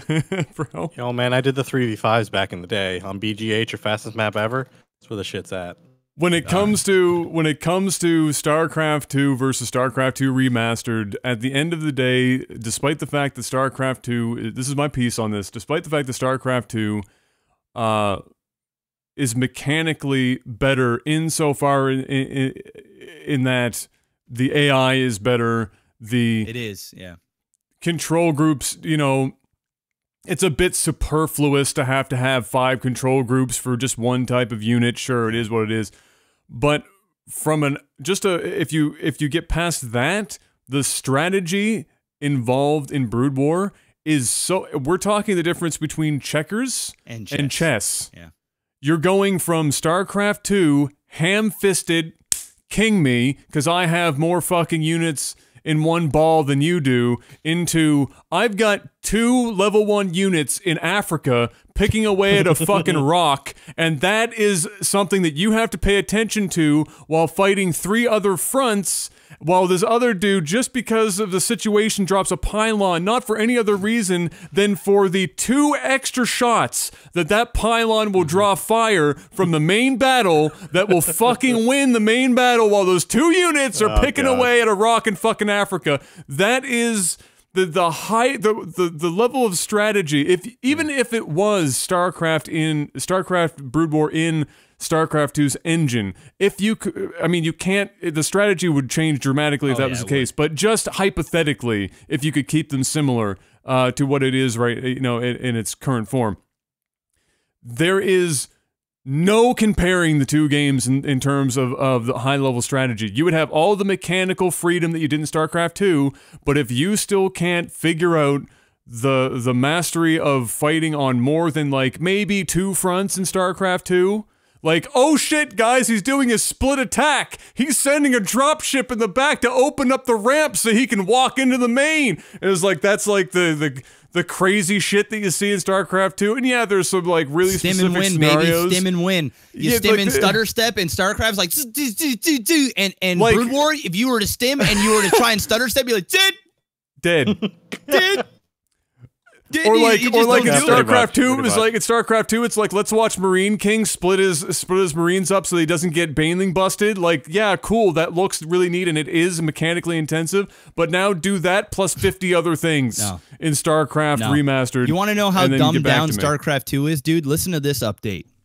On one of their balance notes, they not only this, they got rid of the mothership core. Mothership core is all right, but anyway, listen to this. They have new things with observers and overseers where they will automatically, like, you can't move them. Though it's a cool thought process, like it's a cool thing, but the reasoning behind it is dumb. They're saying because people are finding it hard to patrol their overseers and their observers. They've got like this new move or ability or whatever, I don't know, upgrade or something, where they can make an observer or an overseer automatically go to a spot and it'll park itself and you can't move it. And it'll give you like 25% more radius of sight or something like that. Pretty much a whole position. It's like a hold position where it does it by itself. Also, the High Templar now has an auto attack, right? And the High Temp, it's a bullshit auto attack. It's not tough the at one all. they had in the campaign, like the little blink, blink. Yeah. blink. So the reason behind this auto attack is they're saying Protoss players are having a hard time when they move their armies, that their High Templar are just kind of going into the battle. So now they have a range of 6 for this attack. Now when you move, your High Templar obviously stay way back and start auto-attacking units from afar so that they're out of the battle so that you don't lose your High Temp. So that's how dumbed down StarCraft 2 is, where even Blizzard is trying to figure out ways to hold players' hands because mechanically they're doing too much. Whatever happened to having your High Templar on hotkey number 2 and just using those to bring back? I mean, we're so talking Artosis came in and said TLDR on the Protoss patch notes. Ridiculous. Everyone's got really bad habits. We're just gonna put some stuff in to make those habits less bad. Yep. I mean, it's great for the casuals, but are casuals still playing online ladder? We're in the masses? No. The answer is no. We're talking about, and I mean any RTS in general. I mean, this is how many RTSs do you really get to just move to victory every fucking time? It's an RTS, for God's sake. If you can't, at the very least, have one hotkey that comprises 90% of your army and a second hotkey for your caster units, then you should not be playing RTS games. Just stop. Playing competitive. Stop playing competitive, man. Stick to go fastest to money arcade. Map possible. Just go play the single player game. You know, whatever. Enjoy the story, but fuckins don't do competitive. That's crazy. Yep. What the shit, dude? Next podcast, we should go through the patch notes. It'll blow, dude. It's the biggest patch I've ever seen in the history of StarCraft 2. Besides, like it going from HOTS to Legacy, it's that insane. Mules can mine gas. Mules can mine gas. Fucking Widow mines. I love this. This actually I like. Finally, this is like their best thing that I've ever heard. Widow mines finally got nerfed. So now when Widow mines burrow and they do their first like attack and they blow your fucking mineral line up because they're the most cost-effective unit in the game. When they do that, when the charge goes off, they're no longer invisible. Even if they're burrowed, you can see them. So they only get while they recharge. Once it's fully recharged again and you're burrowed, you can't see them until the thing pops. So it gives you, at least now, Terrans can't just fucking fly in and just do a one Widow Mine drop and you're fucked. It just sits there. And every, 10 seconds you got to run off your mineral line and wait for and sack a probe until an Oracle or Ops get out. Now they'll get one shot off and then you can clean it up basically immediately. But also now there's no photon overcharge. It's gone. Oh, okay. Well, we need a whole segment dedicated to that shit. So we will wait on that. We will be next week we'll do that. We'll do that. I've had the patch notes change for about 10 minutes now, so we're gonna actually move on to what the next topic is. And that is everyone's favorite topic, the Nintendo Switch. Yay! Can we just keep talking about StarCraft? Well, the good news is it's not a lot to talk about. I mean, it's not really that much to talk about. We should really cut down the most important part of LAGTV ever for some more Nintendo Switch talk. Well, we can't talk about the patch notes until in depth right now. So we'll wait for that next week, and we'll have a big honking discussion about that. But the Switch came out 6 months ago, roughly. And we've all been, we've all seen the roller coaster of here's a new batch of Switches that go into stores and they sell out in 30 minutes and then they're gone again and then so on and so forth. And apparently in Japan, it has been so bad in Japan for the longest time. This is how it's been working over there, okay? Imagine this. You get a lineup of a couple thousand people at a single store because they found out that this store got 105 consoles in, okay? But then you ask yourself, okay, so why are there 3,000-ish people lining up for 105 consoles? The answer is, in glorious, glorious Nippon, they raffle the shit. Everyone in that lineup gets a ticket with the number or whatever on it. They literally raffle the shit. They draw 105 numbers out, and if you have the golden ticket like Charlie in the fucking Chocolate Factory, you can purchase one of the 105 Nintendo Switches at that location. there is a part in this from camping out. But it doesn't. There's 3,000 fucking people there. Yeah, but like, the 3,000 people show up, they get their tickets. That's the show. But they don't have to wait overnight necessarily. I'm not. Yeah, but I mean, it's kind of crazy to me because I guess maybe just go over here. It's a first come, first serve thing. If you're gonna get out, and go to the store before it opens, and you're there, and fuck whatever. I'm just like mind fucked that there is a raffle for the chance to buy a Nintendo product in Japan. In Japan. How the fuck can Nintendo This is very dishonorable. undersell their own console in the fucking home country? I mean, this is at the point now where Switches are kind of hard to find, but they're not impossible. Like in US and Canada, it's not really that difficult to come across them anymore. In Europe, it's not all that difficult to come across anymore. So, like, either Nintendo just likes fucking their own country up, or they are the worst ever distributors of their own products. Yeah, but that's the thing, though. They're outselling despite their supply issues, they're still outselling PS4 and Xbox. Yes!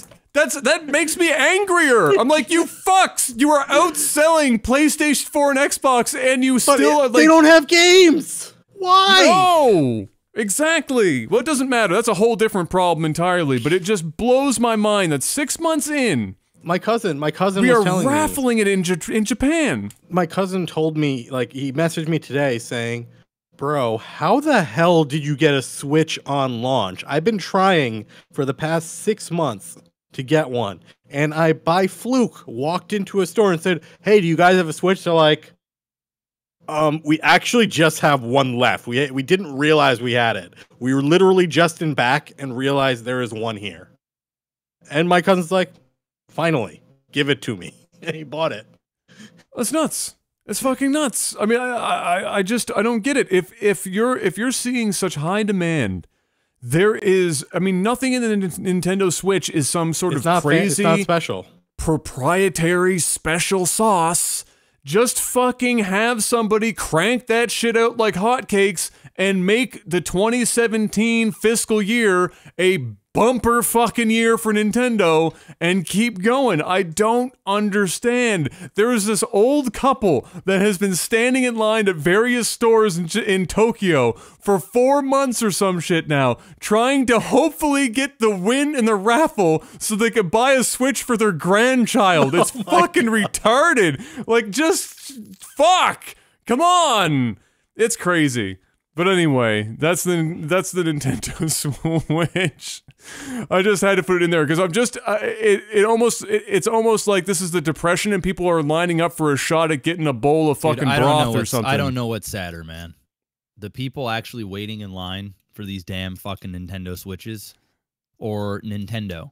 I would just wait until it's more available. Yeah, I literally don't know. Like, are you that desperate for a piece of machinery that you're gonna sit in line for months on end, and you're gonna join a raffle for a fucking Nintendo Switch? I mean, it's not that hard to get a Nintendo Switch. It's really, I can go on Kijiji right now and buy one. Here, that's the problem. Over there, it's apparently impossible. Order one from overseas or order one from somewhere. I don't know. You know, or just say, hey, the only game I can play right now is Zelda anyway. Let me just go and buy and get a Wii U. That's why I was confused when I read this. I'm like, I don't get it, man. I really don't. I don't get it. I don't get it. I mean, I guess if you're in love with products so much, I suppose. Oh, it's crazy. Well, I mean, unfortunately, it would cost them probably an extra $200 just to ship one from out of country. But or you can just sit in line for months and just waste all that time. Waste all that time. I'd rather just, if I was that desperate, like if I'm willing to wait in line, even for 8 hours, if I'm willing to wait in line for 8 hours for anything, I'm willing to pay a premium to fucking get it. If I was in a line and there was a guy at the front said, first person to give me an extra $100 for this can just take mine, I would sign up for that in a hot damn second. If I knew I was going to wait if I was willing to wait 8 hours. Yeah. I'm going to pay a premium. It's like, whatever. Oh, it's nuts. It's absolutely nuts. You know what's unfortunate, though, in related news with the consoles, the Xbox One X only had one game slated for release on launch day, and that was Crackdown 3. And unfortunately, on like the day that the pre-orders are going live for the Xbox One X, oh shit, by the way, Crackdown 3 has been delayed until 2018. And so now there are exactly 0 launch day titles. I don't think pre-orders are live yet. I think they're going live on Sunday, or are they actually live today? We're within 48 hours, right, and they dropped the news that the only launch title that isn't coming, before or after. Well, because it's in the, if they released it, I understand it. It's a bit of a rock and a hard place. If they don't release it, the Xbox One X has no launch day titles. If they do release it, it would have come out in between 2 games that would have mercilessly crushed it into submission. Oh no, that's not the main reason. Oh, what's the main reason? What do you got? The exact quote was, "We want to make sure the game is up to our quality standards." That's just some bullshit, though. That's no. You know what that means? Like that actually means something in internal dev speak. It means that this is a major problem that we need to spend. That like it's not like they're pushing it like a week; they're pushing it 2 quarters. That means the QA has found so many problems that they need to take this thing back in and like give it another good go at her to finish it. Like, it's not a good thing when they say quality standards. I get you, but at the same time, I mean, they said they want to make it look better, meaning graphics updates. I mean, sure, but every game that gets delayed, I'm not gonna say every game. I'm gonna say 90% of them, for whatever the actual underlying reason is. Nobody says what the underlying reason is. They just say, we've got to spend another couple of months polishing this shit, working the bugs out, making it prettier for you guys, so that it's the game that the fans deserve. It is the same message. They're not going to come out and tell you what kind of problems they have, because if they do that too, when the game comes out, you're going to scrutinize it. You're going to be like, well, I thought you fixed this shit, and I had to wait an extra 2 months, and you're still having these problems. Listen, man, hearing that Crackdown 3 got delayed is like hearing the next Transformers got delayed. No one gives a fuck. No one gives a shit. Like, you know what I mean? Big deal. I was hyped for the game when the title card came up at E3, and then as they showed the game, I'm like, yeah, no, I'm not too keen on this. It's less about the title itself, because Crackdown, the first Crackdown game was actually well received and it was a good game, and then Crackdown 2 got lost in a field of, oops, we put zombies in our game. But I don't think anybody's really been dying. I mean, I shouldn't say anyone. There's probably a handful of people that were big fans of the original game that had been waiting for 3. But this is less about the fact that it's Crackdown 3 and more about the fact that the Xbox One X has 0 launch day titles. I mean, we just reamed Nintendo and have been reaming Nintendo for months about their shit release for games on the Switch, and now Xbox One X is getting themselves trapped in a similar situation. That's the thing, though, like a month beforehand and like a little bit after, you've got, we're not talking like months like Nintendo here. Nintendo still doesn't have major titles out other than like Splatoon. But you've got PUBG coming out like a month beforehand for Xbox, which is console exclusive. You got Forza 7 coming out like in October. You've got a ton of the 4K patches already for launch day for the Xbox One X for the older titles that are out there. Yeah, but you don't I don't think the One X is as big of a monumental launch as the Switch is supposed to be. So I don't think it's a big deal that they don't have any dedicated console exclusives. It's a different situation. You don't want to get it for Christmas. Come on, like, hey Ma, hey Ma, can I get that Xbox? Yeah, sure. What game do you want for us, son? Get Forza 7 or something. You get Forza 7, PUBG, whatever. They ain't got okay, hold the fucking phone. Hold the fucking phone. Hold for a second. You just described 2 games in the most niche-ass fucking markets imaginable.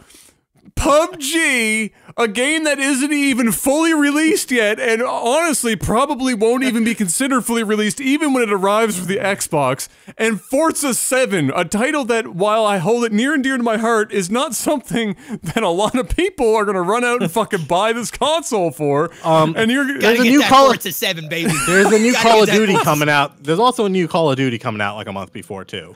Yeah, but Battlefront 2 is coming out a month after. So by the time Christmas rolls around, you have Battlefront 2. Yeah, but Panic, Crackdown 3, as much as it is not a game Not a that's console blowing the seller. pants, it's no. But what it is Panic, it's got no fucking games for the console. there's no games. I don't give a shit if Crackdown 3 at the Grand Theft very Auto least. 6 comes out the day before. There's no Xbox One X games. If you bundled if you bundle like if you say PUBG is available, great, okay, sure. You say Forza 7 is available, yeah, okay, sure. Small market in comparison to the wide market in which Crackdown 3 covers. Crackdown 3 covers, it's like that general ass game that isn't hyper specific to fucking anything. That you slap that bitch on for a release And you just play. and it covers a huge amount. It's not a game that this isn't like. I mean, this is a terrible comparison. It's like Knack for PlayStation 4. Fuck. I turned it on, played an hour, and Oh, turned it's so it off. bad. That was the it's show. one of the shittiest games ever made. But it was there, and it was a general fucking game. That is what you need at a launch. Is you need a general ass game, and Forza 7 and PUBG are not really as good as they general are. ass games. Are not general ass games. They're a little specific. They're definitely a little specific. But regardless, it's unfortunate. They're still talking about how it has an amazing launch, cycle of games. Cuphead is going to be there. That's the game. Like the games they talk about are PUBG, Forza 7, and Cuphead. None of Did those. you order that crazy collector's edition I showed you? Of what? Cuphead? Yeah. No, I'm just getting regular ass Cuphead, and I got the vinyls coming cool. for the soundtrack. Yeah, that'll be cool. Listen, you know how bad this is gonna fuck Crackdown? It's gonna fuck Crackdown so Oh, hard it ain't gonna for so sell long. anymore. They're done. Dude, the only reason why that shit was gonna sell is because It's it's the only because it was fucking a game to launch buy. day console. That was it. Yeah. That's the only thing. And now that the game's gonna be late and other games are gonna come out, you can kiss like 60% of your sales gone. Because ain't nobody want Crackdown 3. Ain't nobody want that shit. 2 people. 2. Their and they're too hope is busy that waiting in fucking one of them's Japanese gonna lines. be characters. All right? So I need a raffle for Crackdown 3. That's what I need. I need a fucking. I need fake fucking demand for Crackdown 3 to drive up the price for the title and start raffling it off at GameStops everywhere. Anyway, moving on from poor Crackdown 3 and poor Xbox One X, we've got the last thing to talk about in this segment, and this is kind of crazy. Amazon Prime, as I update this, everything in here has been insert something and then woes. Amazon woes. Amazon Prime. So Amazon Prime, if you're part of it, as a gamer, it was fantastic because you got 20% off of new game purchases, which is fucking huge. That's a lot of money in a year if you're buying a good number of games. You're getting like a free game every 3 games that you buy. Yep. That's pretty big. So you've got 20% off, and that was even after the game released. For a small window, you would still get 20% off. And then it would go away afterwards. So we've now gotten to the point where, unfortunately, Amazon has decided, with no fanfare whatsoever, to reduce that to only pre-orders, but not all games can still be pre-ordered at the discount. For example, I think it was like a Call of Duty or Battlefield or something. They weren't available at the reduced price. For what reason? Still, nobody fucking knows. And then in Canada, because fuck Canadians, even when you do find the game and you pre-order it and it's at the right time, at the right place, and the moons and stars are fucking aligned, you got that shit, it's not 20%, it's 10. Again, with no emails sent out, no messages, no fucking press releases. I'm sure Fuck there'd be you, something that's in why. it, probably something in a terms of service or an update or something quick to read through. It was just Listen, a Prime bonus. this- It's not something even guaranteed Yeah, ever. you know what? This was to be expected. Can't really get upset with this.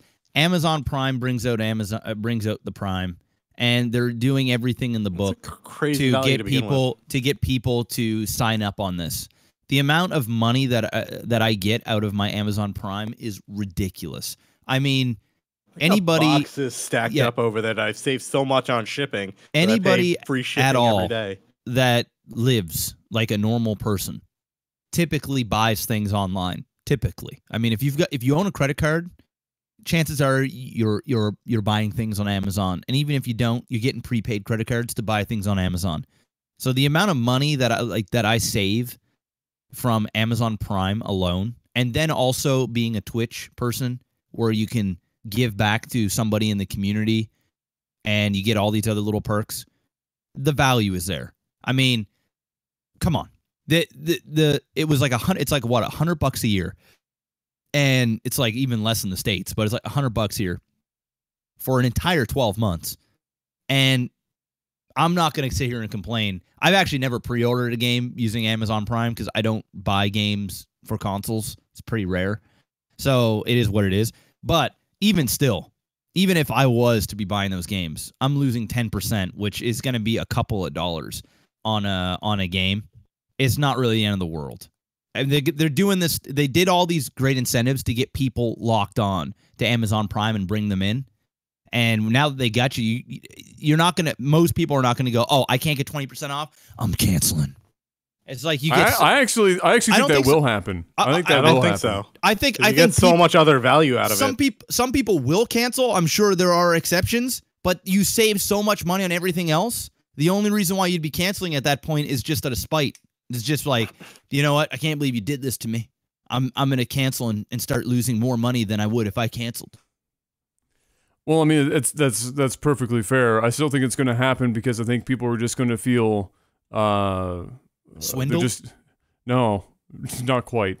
Although you could technically use that, I suppose, to some degree. But no, they're just. I mean, the value from Amazon Prime. There's a broad reach, but you have to think in general terms here. Is that odds are a lot of people that would have had it in our space, you know, outside of the Twitch thing, you know, not everyone's on Twitch, not everyone's watching games and subbing to random people with the free shit or whatever. They're not buying, you know, 16 packs of fucking Kleenex on Amazon, having free shipping delivered to their doorstep and you know, whatever else. They use it for the other benefits that come with it, whether that's like Kindle related shit, or in this case, a 20% discount is a massive incentive. That's not a minor. That's not like a footnote incentive that goes below like free 2-day shipping or some shit. That's like a fucking big incentive for people. So while obviously this is not going to be some sort of en masse fucking, you know, protest where they all hold hands and walk out of Prime at the same time, I still think they're going to see a fair drop from it. Not that they probably couldn't use that because Amazon just loses money every day anyway. So maybe they fucking need that shit. And they're like, you know what? We need to back off because we can't fucking make up for this with AWS. We need to make money somewhere else. So maybe that's part of the problem. I just thought it was kind of shitty that they didn't talk about it. They didn't let anyone know. It's just fuck it. Let's see if nobody notices that they go to pre-order a game and they're not getting their shit anymore. It just seems like such a silly thing for them not to talk about. But yeah, I mean, I'll say for experience, I've pre-ordered stuff for Amazon Prime with the 20% discount. I usually reserved it for limited edition stuff that was more expensive than a regular video game purchase. So instead of saving 20% on $70, I'm saving 20% on $170. I think that's probably part of the reason why they started doing that. Yeah, they were taking a pretty big. They would take a pretty big hit on that. Yeah, exactly. So I'm sure there's good reasons for it. I'm not gonna like sit there and say that they're, you know, that they're making horrible business choices or some shit, but people are probably going to walk on it, and I think a lot of people are going to be relatively pissed off that they weren't informed about it. Like they're just not. Like I said, telling them about it. I'm sure there is an update on it, or when you sign up for Amazon Prime, it may be part of that contract where it says at any point things can change. Like, of course, that's always time. there. Well, sure. So, I mean, yeah, absolutely. Legally, they've got themselves their ass covered. I mean, 6 ways to Sunday, but I mean, fuck. Come on, they announced literally everything else. They can tell me that I need to buy a stroller for 5 years from now. Are you going to cancel your Amazon Prime now that you're only getting 10% instead of 20%? Like you're still going to save more money than what you're going to spend. The only reason that I wouldn't is because the stuff that I purchase in terms of the cost of shipping. So I'm not, especially in Canada. In Canada, it's a bit different than in the States because we don't get nearly as much shit as the people in the States do for Amazon Prime. It's actually kind of fucking disgusting, the differences between the two countries. The only reason that I wouldn't is because for the business that we're in, the type of shit that I'm buying, the shipping cost is a good savings for me. But if I was not doing this shit, and I was just, you know, using Amazon for more everyday stuff and not the hefty kind of electronic type shit that we buy more frequently on Amazon, then I probably would cancel it in Canada. But don't you think that the people that are buying video games are going to be technically the same people that are buying monitors, that are buying consoles, that are buying all those other things? Like, it's the demographic. It's not like my mom is buying me video games a few times a year, and she's going to save on that. The vast majority of people that are buying it are buying their headsets, are buying on cyber whatever. These are the people that are locked into these Amazon deals, and they know what Amazon Prime is, and they're linked up. And chances are they're on Twitch as well, or know of Twitch. So, you know, I don't think it's a big deal. It sucks. I mean, I'm not going to sit here. You know, I feel like I'm defending Amazon, but you know, hey, it sucks. You lose out on 10%, but it's still so much. There's still so much value. I don't think many people are gonna like be up in arms about it. I will be. I will say that I will be considering canceling it, if only because I had originally also got it so that I would have Amazon Video because of stuff like the Grand Tour and programming that shows up there. But again, Canada kind of gets the fucking ass end of all that shit. So do you not get like Man in High Castle and stuff? The last time I checked, all I know is the last time I checked, Canada at best is delayed dramatically behind in a lot of shit. The other thing that bothered me is with the Kindle that I just picked up recently, we don't get to lend books.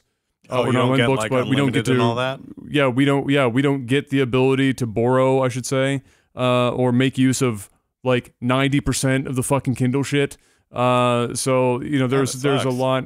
Yeah, though. Oh, it just fucking blows. So there's a lot of stuff that we don't get that in the States. It's like Amazon Prime is a no-brainer in the States. If you're in the States and you don't have Amazon Prime, you done fucked up because they blow you daily in the States. But in Canada, we get about 50% of the shit that the States does. So you get when blown every other day? Every other day. It's not as great a deal. It's still worth. I mean, it's like $3. I don't know how much it is a month, but it isn't much. Honestly, I on shipping alone, I've saved my Prime cost because I've checked my stats. I've done 90 something orders in 2017 from Amazon. Oh yeah, absolutely. So you know, like $2-3 a pop on shipping. Yeah, just everyday things. Yeah. I don't Amazon that much, but you know, things I do buy, it just shipping alone it just covers. Like, it just covers the shit. Like, and that's just shipping. You know what isn't 20% off? Our Patreon. But you should go and fucking support us on Patreon anyway, because we are at a perpetual state of 4,000-ish on Patreon, and they don't want to see Dungeons and Dragons, bro. They don't want to see Dungeons and Dragons. They don't want to see us do the movie commentaries. They're just not there yet. No, we're gonna go. They don't want to see this. Look at this fancy. I can see my face in those books. They don't want to see this shit. So fancy. All those D&D manuals, hardcover too. What the fuck? They're always hardcover. Ladies and did you buy those on Amazon by any chance? Yeah, actually. So ladies and gentlemen, we're gonna go to break. We're gonna take a quick break. We're gonna come back with segment 2. We're gonna be talking about the movies and TV news of the last week. So you can sit tight for that. We will return. But until then, enjoy the sellout hype. And man, do we ever appreciate those who buy into that sellout. We'll be right back. Hey guys, if you're enjoying Technical Alpha and are interested in supporting us, do I have a solution for you? We've set up this Patreon page to help us help you, help us and you. We've got a list of options that would make a used car salesman cry that provides you with a range of goodies for your support. Head on over to patreon.com/technicalalpha to see what's up for grabs. Like fancy badges and stuff? Subscribe to us on Twitch to get access to, well, badges and stuff. Not big on subscriptions. We have a button below that allows you to directly throw money at our faces. Careful you don't take those eyes out though. We are so very fond of our eyes. Honestly though, while we like to joke about the sellout, just being a regular listener is a huge help, and we're incredibly thankful for all of your support. Technical Alpha will continue soon, so sit tight.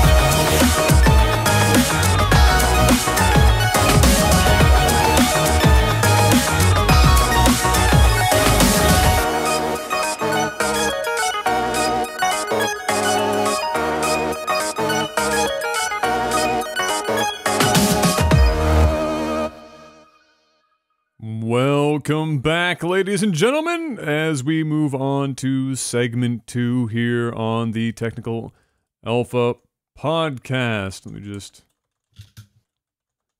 type that in real quick. Yeah, we're moving into our TV, movies. Jeff spent more time dealing with cars and policemen than he has in retro games, so I'm guessing we don't have to worry about that this week, so we can move right into our TV and movie stuff. Hey guys, Star Wars is a pretty popular franchise. It does relatively well, and Disney, now that they have their hands on it, they want to do as much Star Wars as they can possibly conjure up, and so it's not going to come as a shock when we discuss not one, not two, but 3 different movies, one of which is basically locked in, 2 of which I believe are more up in the air, not completely known for sure, but I would be mind-fucked if they didn't happen in some capacity. We have a Yoda movie, a Boba Fett movie, and the one that we know basically is going to happen probably next, as the in-between movie thing, is the Obi-Wan movie, who apparently now has a director locked in, and it's the gentleman who did the Billy Elliot, oh my goodness, Adam, go to bed. Billy Elliot movie, which means, I believe, if I'm not mistaken, that makes him Oscar material. Wasn't it Stephen Daldry who did The Crown? I know he was floated as well. They had a couple of people floated.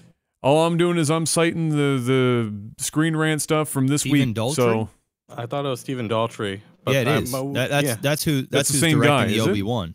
Yeah. Yeah. He did The Is Crown. that not the same guy then that did? He directed Billy Elliot. Oh, he did? Yeah. Yeah. Yeah. There you go. I wouldn't have been able to tell you either way, but there you go. You have your more direct answer. Let's start with the one that we know more about for sure, or that's coming down the pipe. It's the Obi-Wan movie. We now have this director in hand, a very well-to-do director, as we've just discovered, and apparently it's rumored-ish that Ewan McGregor might come back to reprise. It's not rumored. It is expected. He is. He's expected to come back. Yeah, it's pretty much guaranteed. I mean, he never had a problem with the role. He loved the role. He loved it. Everywhere he goes, people ask him about it. He said he would do another one. I don't think they want to say anything because I believe that he is actually in episode 8.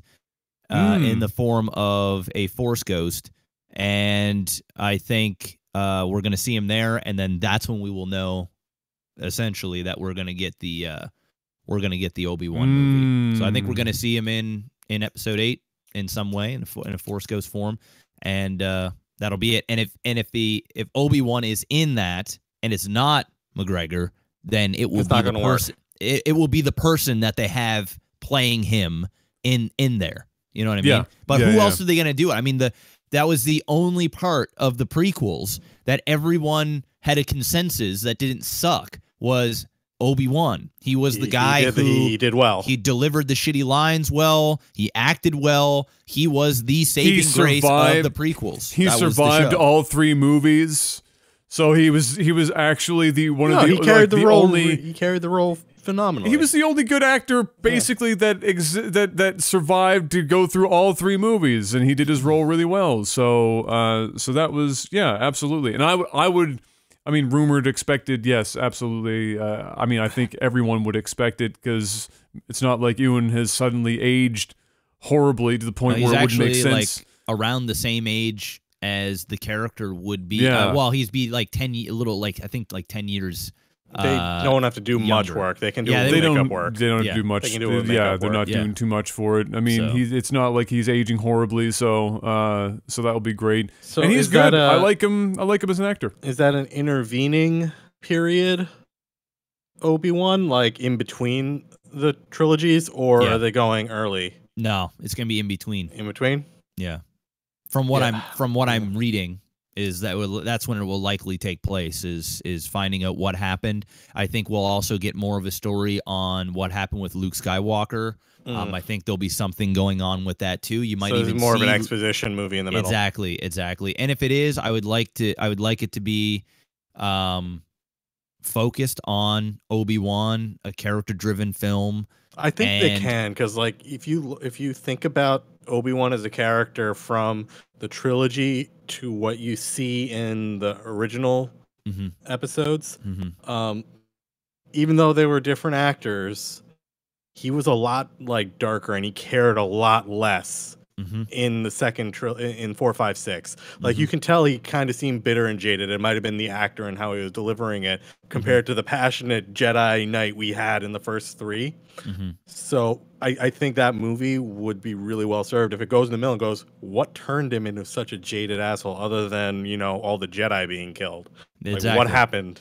I think we're going to learn a lot about not only Darth Vader, but, you know, Luke Skywalker. I think it'd be great to kind of, it'll fill in that gap where what happened within this massive period of time. You know, what went down. What the hell did Kylo do? Luke ran off. Exactly.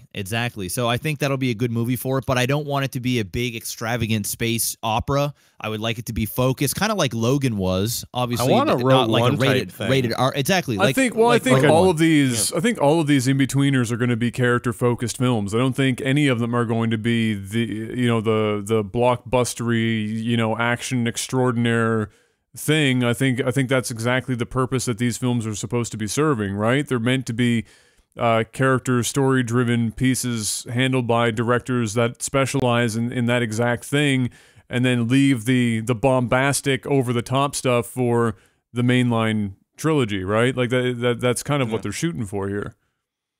Yeah, I mean, but I mean, even Rogue One was focused, but Rogue One was a darker movie. Yeah, it was definitely darker, but it was still.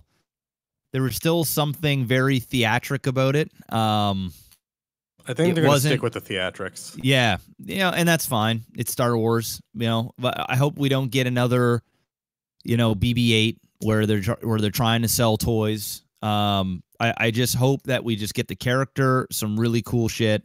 We can there's an arc there. We can watch the development of Obi-Wan and get some more insight on other things that we didn't know about that would just add to the whole story. So, but as of right now, I mean, it's happening. So the only way I'm going to be salty is if McGregor isn't playing Obi-Wan and somebody they get some fucking, I don't know. I mean, who else is going to play, right? So it's going to be him. If I remember correctly, didn't Obi-Wan run into Darth Maul again at some point in the intervening period? I don't know. Is that still canon? That's iffy, but it wasn't in the extended universe, but it was in comics, and Disney hasn't been terribly clear on where the comics fall. I don't think we're going to see a Darth Maul in it, but I think they'll add more to it.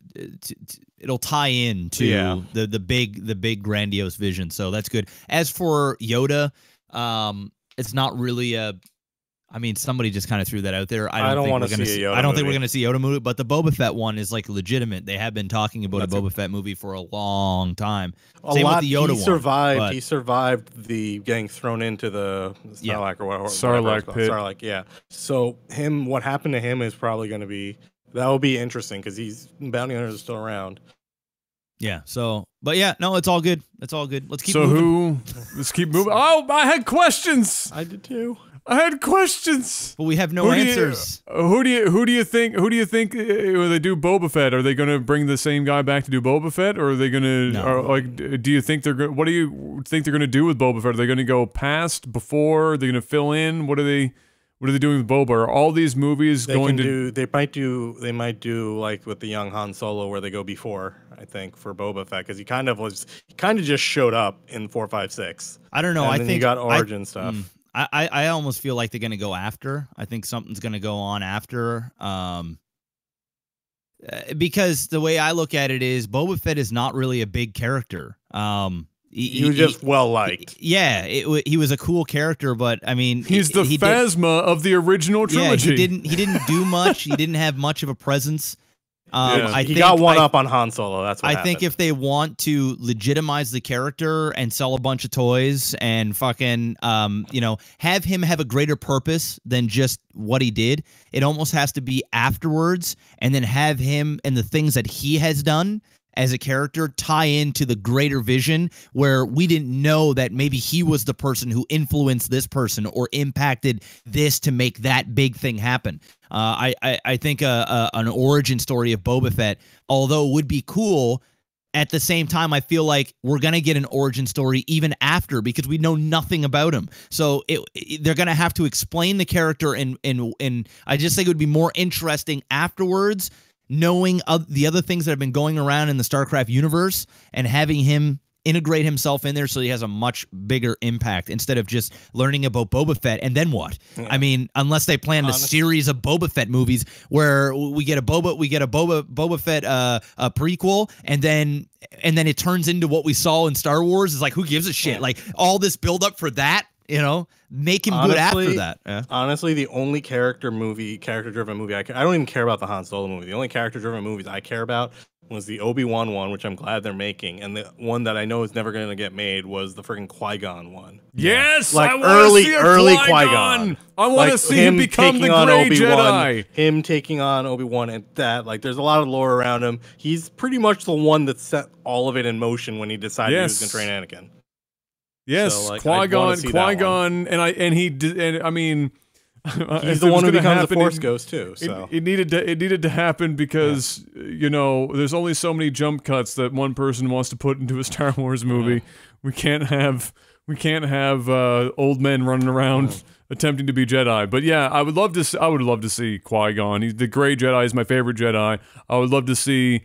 You know, you're like you said, there's a shitload of lore about him, and he's the one who arguably started the whole thing. Well, Luke Skywalker seems to be. I mean, the whole Grey Jedi thing is like, I think it comes full where circle. where they're going with all of this, where they're not good, but they're not evil. They're just kind of in the middle. That was Qui-Gon's thing, right? Was that he was his nickname. He was the Grey Jedi, right? And we're going to see a lot of that in Episode 8, I think. Luke Skywalker's wearing all gray. Sure. He's, you know, he's not for the Force. He's not against it. I honestly think he figured out the whole, if you think about it, like the whole lore thing, we talked about it on a podcast a while ago. But the whole thing was the Jedi were always like growing the Order and always growing the light side of the Force, while the dark side was always like the one Sith Lord or whoever after all of that stuff. And it always kind of like trended towards balance. And the only way you balance a massive number of light side Jedi against dark side is, well, those light side guys are probably going to die, which ends up what happens. And then Luke again, I suspect what's going to happen in the Obi-Wan movie is going to be part of that. Like, show Luke's journey to the gray, where he realizes that, look, I tried to grow the light side again, and again, we got pushed back into balance. And the whole prophecy of the Skywalker children bringing balance to the Force is the Jedi shouldn't exist as a full construct in an order. You have, like, the middle. That's what I think might happen. Yeah, and Yoda's thing, as much as I would love to see a Yoda movie, the odds of it happening are basically zero. The mystery is what makes him special. Well, you could do loads of Yoda movies and never ruin the mystery of what the fuck Yoda is, because the secret is nobody knows, not even George knows who the fuck Yoda is. So you know, it's that's whatever. Would it be kind of neat to go back with Yoda since he's so damn old? Yeah, but the problem is it doesn't fall in line with the current plots of these movies that happen now, and you'd have to go so far back that it would be disconnected, and you'd almost be looking at Old Republic levels of you know, going backwards. So as much as I would love to see it, it's not going to happen. But I do love me some Yoda. Any Yoda I can get, I'm happy with it. But yeah, let's move on to what the fuck. Okay, This will start. God. Oh shit! I'll be back. All right, so Chef just got called away. Let me. So actually, you know what? We'll move this off to something that is a little less valuable as a topic until Jeff gets back. We'll talk about Apple. Apple moving in on some stuff here. So, never mind. Jeff is back. You have to go? Yep. Thor, Okay. Thor got attacked by a porcupine. Oh, okay. Well, Godspeed with that, sir. He's already gone. All right. I can do that. It will eventually drop out. 1 second. We'll wait for that to go away, and then I think this will be fine. So, yeah. Jeff just can't catch a break this week. No. So, no, we can't. no, we can't. So, Apple, in lieu of seeing, I guess, the wild success of Netflix, I guess would be the easiest thing to say. Amazon to a lesser extent, but Netflix has been killing it with their original programming, both TV and movie related stuff. I guess they've sat back and watched this long enough that they've decided to honestly jump into the market. And so they're dedicating somewhere in the neighborhood of $1 billion over the next short while to start producing that same kind of content, that original TV and movie content for, I guess, delivery, I don't know where, like their own platform only, I guess. How does that play? I mean, I'm not an Apple user. I literally know almost nothing about how this would work for them. Obviously, iTunes would be like the delivery mechanism for it. But as big as iTunes is, do you think that would be enough of a platform to be pushing, this level of media? iTunes is a big platform, and I'm sure a lot of people will eat it up, and it gives them more stuff to leverage on Apple TV. I just don't know. Like, I think they kind of threw down the $1 billion number as like a wow factor thing, but money doesn't make good content, as we've seen so in the past. When people throwing money at TV shows for them bombing out. It all depends on who Apple brings in to actually produce this content and how they're doing it. Netflix was smart with all the Netflix stuff they've been doing with Netflix has been smart with all the Marvel stuff they've been doing, other than Iron Fist. But they've also been very picky and choosy on a lot of the initial stuff that they put out. So for Apple, I think it all depends on what their first few things that they push out are. Because now Netflix is making tons of stuff. Their comedy stuff is doing really well. And then, they do some documentary stuff. They're kind of dabbling in a little of everything. But if you think about it, the first Netflix thing they came out with was like House of Cards. And that was brilliant. So I think Apple, if they want to even have a shot in this market, Amazon did the same thing. Man in High Castle, Grand Tour. Those are like some big original. Those are like some of the really big original content ones that they came up with that are great. So in order for Apple to even have a shot, they need something of that caliber, something really thought-provoking, interesting, good television. I would say arguably they need to do it better because people have already, like in the video platforms, people have already kind of chosen sides. They've got their Netflix, they've got their Amazon, and they have maybe one or two other services. But they're not looking to stamp on like a third service just for whatever content. Yeah, exactly. I mean, it's getting to the point. It's getting to the point now whereby was it last week we talked about Disney pulling their stuff from Netflix? They're actually not necessarily pulling all of their stuff. Apparently, they're probably going to be keeping the Marvel. They're in talks right now to keep some of that like stuff. Marvel and like the Star Wars movies and stuff as they come out, because Disney kind of acknowledges that Netflix is the show. Yeah, so I mean, to some extent, we still have some flexibility there with Netflix having reached a critical mass. I think is probably the only reason that is the way that it is. But it's kind of annoying to me now because everyone is starting to come up with their own shit, and they all expect you to pay basically the same amount of money for their platform. Almost all of them. Netflix provides by far the largest library. It's not even fucking close to my knowledge. Amazon has a good selection, but but Netflix, I should say, as far as value goes, I think anyone is going to say that, at least in North America, is by far the best in this segment. So, but there's just so many of them, and now they're all coming. Now the big guys, the guys that make the content, are coming out with their own. I mean, HBO being on TV to begin with, I'm going to give them a pass on this one. Well, HBO's always been premium. They've always been a premium always service. been, and they've been around for a long time. But for Disney to come out with their shit, and we've now got And we got Amazon, we've got Apple, we've got Crave, we've got Hulu, all these, yeah. And it's funny because when only a couple of these existed at first, and Netflix specifically, for me personally as a consumer, it was liberating because it made me it kind of brought a lot of shit together and reduced the amount of fuckery in terms of regular cable TV that I had to deal with. It was like I didn't want a la carte per se, like cable. Everyone thought cable was, I want to pick and choose what I want. I'm like, no, I just want a giant library of things, and I just want to watch things. I don't want hassle, whatever. And Netflix gave that to me. Netflix just gives me a giant thing. I sit down on my couch. I'm like, I want to watch this. That's what I'm watching.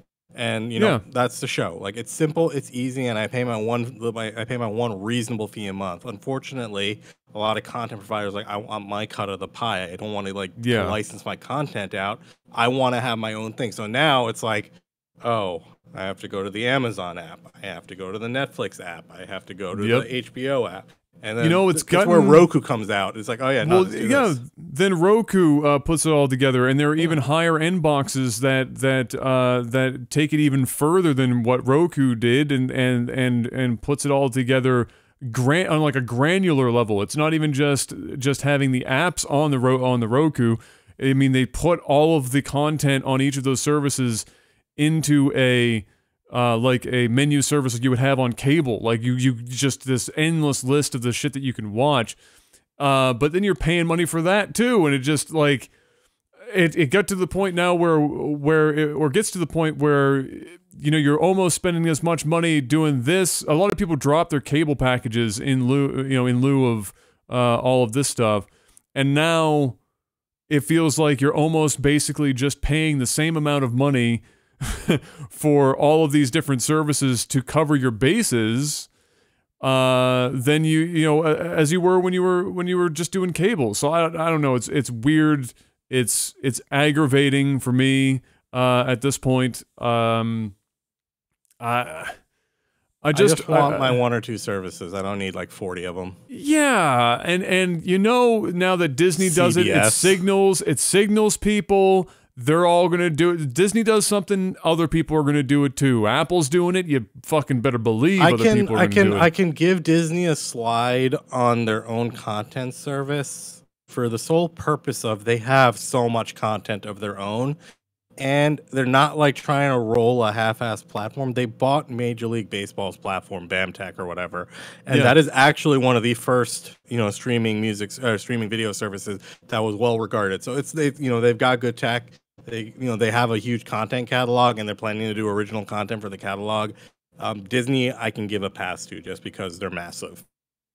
Yeah. It's just as it stands right now, obviously there's still enormous value in just having one or two of these services. But I'm telling you, it's like that now. There is going to it's inevitable. This is just the ebb and flow of the market. This is just how it's going to be. Eventually, these services are going to cost either more money individually, or they're going to be prolific in number in just how, if you're going to get everything that you want. If you're really want to go after something, and then I mean, obviously people can go pirate whatever the fuck they want, but for people that are trying to live a little bit more legitimately, it will become more and more difficult because there's just going to be more and more services, and it's kind of aggravating because traditional TV seems to be just slowly working its way into this sector that was so aptly dismantling the shit model that is cable TV, and now we seem to be sidestepping into some weird hybrid between on-demand and cable delivery. On-demand a la carte. Yeah, exactly. It's just like, seriously? Come on, man. I want to demand stuff, but I have to pick who I'm demanding it from. Exactly. Just fuck. Give me one or two. But anyway, it is what it is. It's happening. I'm interested to see what they come out with. Apple. I'm intrigued with what path they go. I just want to know what their first series they're coming out with. What's going to be the headliner? Are they going to do a Netflix thing where they build from scratch House of Cards? Jersey Shore Redux. Who knows? Or do they take a already existing, you know, series of some kind or a previously existing series and build off of, you know, that. That's really what I'm interested in. And then just the fidelity of it, and of course, where can I get it? Yeah. And that will be the big thing for me. On your Apple iPad devices. Probably. The only reason I have one in this house is because I get it for free when I switch banks. It's the only reason I have an Apple device in this house, and I still don't really use it. So let's move on to... Let's see what makes the most sense here. You know what? We'll end on that on Game of Thrones. We'll do this movie pass. So in a similar vein here, mostly I actually have one. Yeah, so Movie Pass was founded by, I believe, one of the original Netflix guys, right? Like, so he was one of them. So Movie Pass, for those who don't know about it, and probably many people that aren't in the States would be in that category because I believe it only exists in the mainland, you know, states. Is basically a service whereby you pay X number of dollars a month and you can watch unlimited amounts of movies in that month as long as it's one movie per day. You don't watch the same movie more than once, and a handful of other small but totally irrelevant you know, caveats that most people wouldn't give a flying fuck about because of the value they're getting at this price point. Now, previously to this announcement where they changed it to $10 a month, which is insane. I pay that for popcorn, for fuck's sake. $10 a month. It was more than that previously, and now it's at $10, unlimited. I can't even. How do they even make money? Like, okay, so you're in this shit. They don't actually. They explicitly stated what's going on here. So how? Okay, so explain. Yeah. So this is the thing. They know they're losing money, but the reason they're doing this is the whole plan. What they do is you use your movie pass. You have a card. You get your ticket. They pay the movie theater full price for that ticket, right? Doesn't matter what the price. Right? They pay you full regular admission price for that ticket. That's not IMAX 3D or anything. That's a regular screen. You can only watch regular 2D movies. Yeah, that's the catch. But what happens is they realize that if you go to the movie theater, you're going to buy concessions. You're going to buy this other stuff. So this is all initial. They're trying to get people back into the theaters. They know theaters want people to come in, so they're trying to pitch this movie pass thing that, like, hey, you know, we can bring people to theaters. So with the $10 a month thing right now, what they're doing is they got $27 million in venture capital.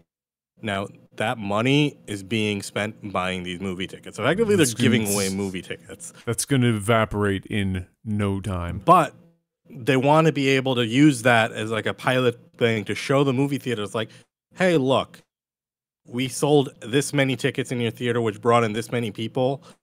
You can probably link that to how much concessions you got from that. We're bringing more volume to you. Give us discounts on, like, you know, give discount tickets to Movie Pass users, right? So what'll happen is Movie Pass users still paying $10 a month, $15 a month, whatever. And the movie theater makes money on the concessions and stuff. It gets foot traffic into the theaters, which is good for them, and they still have their high margin items. And you know what else plays into this? Like any service, like any unlimited service, and it's the same as like a all-you-can-eat buffet. Forget. Is that you forget and you don't use it, and they still get the money at the end of the month. So, and you know, people are busy and whatever, and honestly, they're going to have a number of people sign up for this service that don't use it, but it's $10. People don't give a shit. It's $10. Like, what are you going like? That you spend that in the first 3 hours of work on coffee. So, I mean, you know, $10 a month is nothing to worry about. So they're going to get a lot of just residual income from people that aren't using it at the theater to buy movie tickets and still getting money coming through. But more importantly, like, yeah, and absolutely, I can see your point. Concessions is where 90% of the margins on movies come from. But they also fight, also true here, they're fighting an uphill battle, coincidentally, with what we were just talking about. They're fighting an uphill battle against streaming services like Netflix and Amazon and these other places where people just wait until a movie comes out and then watch it there because they're paying, you know, whatever a month for Netflix. Yep. And honest to fuck, I don't care what any movie theater says. If they've gotten too big for their britches, that's their own fucking issue. Movies are too damn expensive. It's insane. The ticket prices are too high. The concessions are way too high. And when you get two people on a non-discounted random day of the fucking week, and you go in and you spend that money on a movie for two people, at least in Canada, in the States obviously it's a bit cheaper. You're looking at like $60 for two people for a movie, and that's if you get like low-end combo concession shit. You're not getting anything fancy. You're just getting like popcorn and a drink to share and like a couple of movie tickets, and you go in and watch it. You're spending like $60. It's nuts. So yeah, it's too high. So that's where the value obviously comes in, or the value proposition comes in for the consumer, the value proposition for the theaters. Hopefully they see it, otherwise this will all be for naught, and people like yourself will take advantage of it while it exists. Yeah, But yeah, I think it shows. I get one movie a week, I get my money's worth. Yeah, I think it definitely shows that it definitely shows that the theaters are charging too much. I mean, I don't think people aren't going to the theater because they're lazy. I think people aren't going to the theater just because it's too fucking much money. Yeah, my usual run when I go to the theater is about $40, $30. Yeah. Oh, it's nuts. It's so much money. That's why I only go, personally, it's why I only go to the theater for very specific movies, and I almost exclusively go to IMAX releases. I do not go to the movie theater for a regular ass screening on a normal screen to take one in. I just if it's you know, and a lot of people now have, because of the average, you know, the average fidelity of TVs people own now, and the average size of TVs now.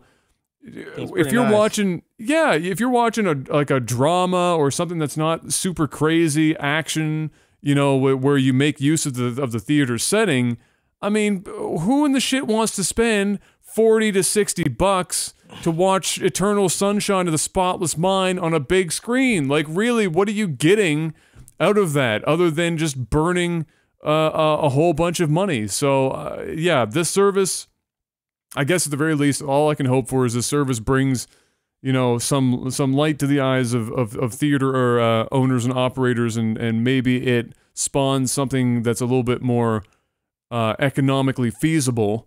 But certainly, I'm glad you cleared that up, because I saw it and I was like, how do you even make money? They're not planning. You can't. One other crazy thing, and what's awesome for me, they're actually working on adding my favorite theater chain to MoviePass. Really? Alamo Drafthouse is looking to get onboarded. Oh, well, their tickets are cheap. Their tickets are already cheap to begin with. They're like $7, $8. Then their food is actually pretty good comparatively. So, I mean, I think they said that they're covering 91% of theaters in the States to begin with. That's already a massive coverage map. So, the boutique-y type stuff, like you're just describing there, is probably the last bastion of those not participating. But yeah, I imagine most of them will hop on, because at the end of the day, the theater's not losing money. Oh yeah, they're still getting the full price for MoviePass. So why wouldn't they join in on that? And eventually, you know, they'll probably say, yeah, if you have a MoviePass, we'll comp it 50% or whatever. Yeah, exactly. So moving on to something that is always a hot topic. Don't worry, there are no spoilers about to be. Ironically, no spoilers. I can't actually spoil it because I don't watch Game of Thrones, bro. Yeah, so Panic can't even spoil it if you wanted to. No spoilers for this, but we are going to talk just briefly about the fact that once again, Game of Thrones got leaked this season. It's like a perpetual problem for Game of Thrones. And it wasn't like just a couple of things got leaked as to what was happening. They aired the episode early. The whole damn episode was leaked early by, what was it, Spanish HBO? Yeah. Something ridiculous in Europe. How Someone the fuck fucked up? How does that even happen? How does someone just not like, yeah, you should turn that off like right now? How does that happen? Like, you're talking about the most popular, possibly, TV show in the world right now. How in the shit is it that they don't have this locked down? Movies do it all the time, other TV shows do it all the time, and nobody's having these fucking issues. Game of Thrones is like the most, people avoid spoilers like the plague. I guarantee you someone got fired for this. At least one person got fired for this. We get, and we're at the point now in the show where this isn't even happening in the books anymore. Like, we're at the point where we have passed where Martin has written and he's just given plot points and they're fucking giving it as they go.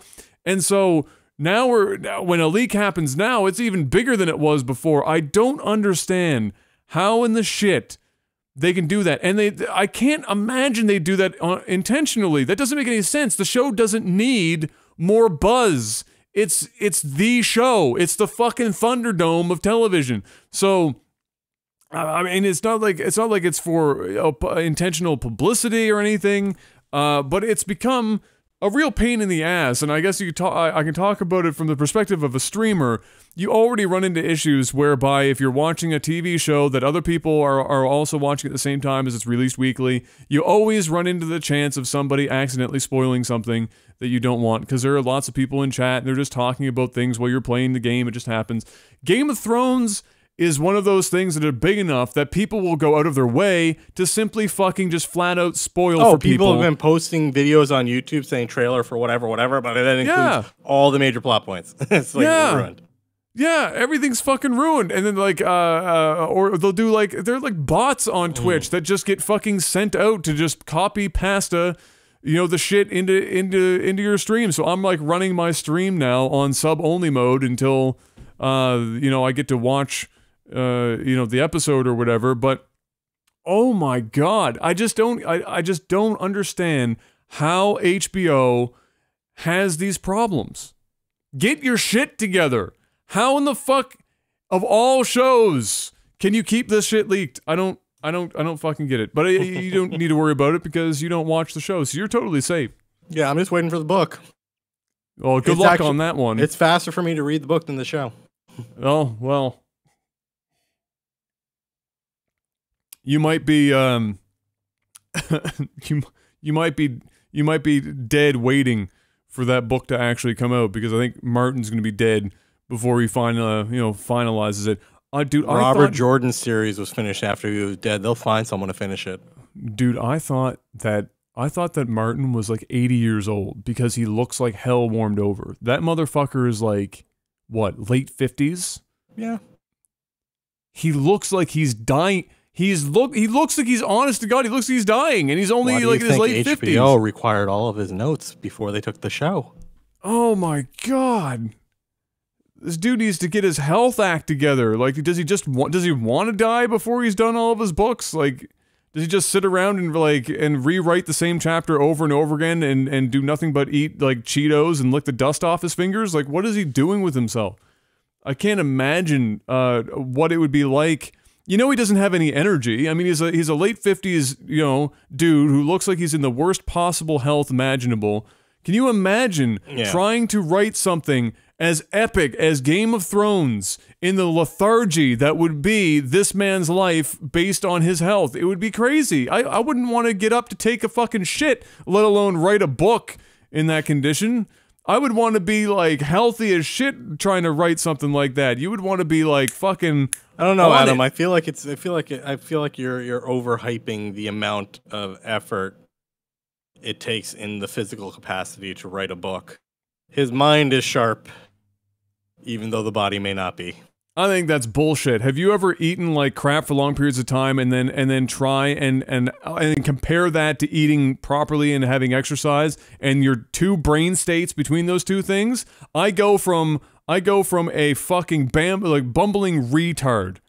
If I'm not eating well, I'm not sleeping well, I'm not exercising. If I eat well and I even have the smallest amount of exercise, I am at least 50 to 60% more effective at literally any task. Wiping my own ass, I am better at it in those conditions than not.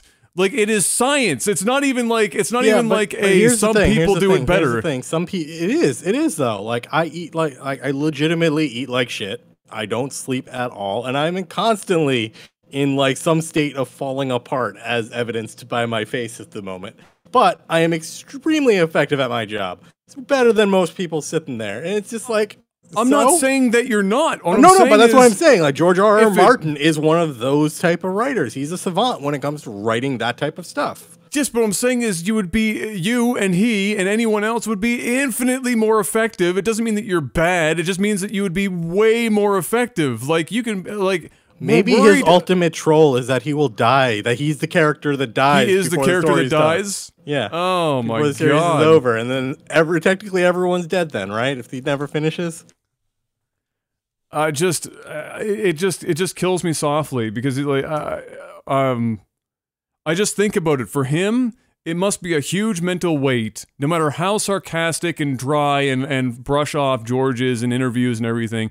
I damn well fucking know that inside he is going,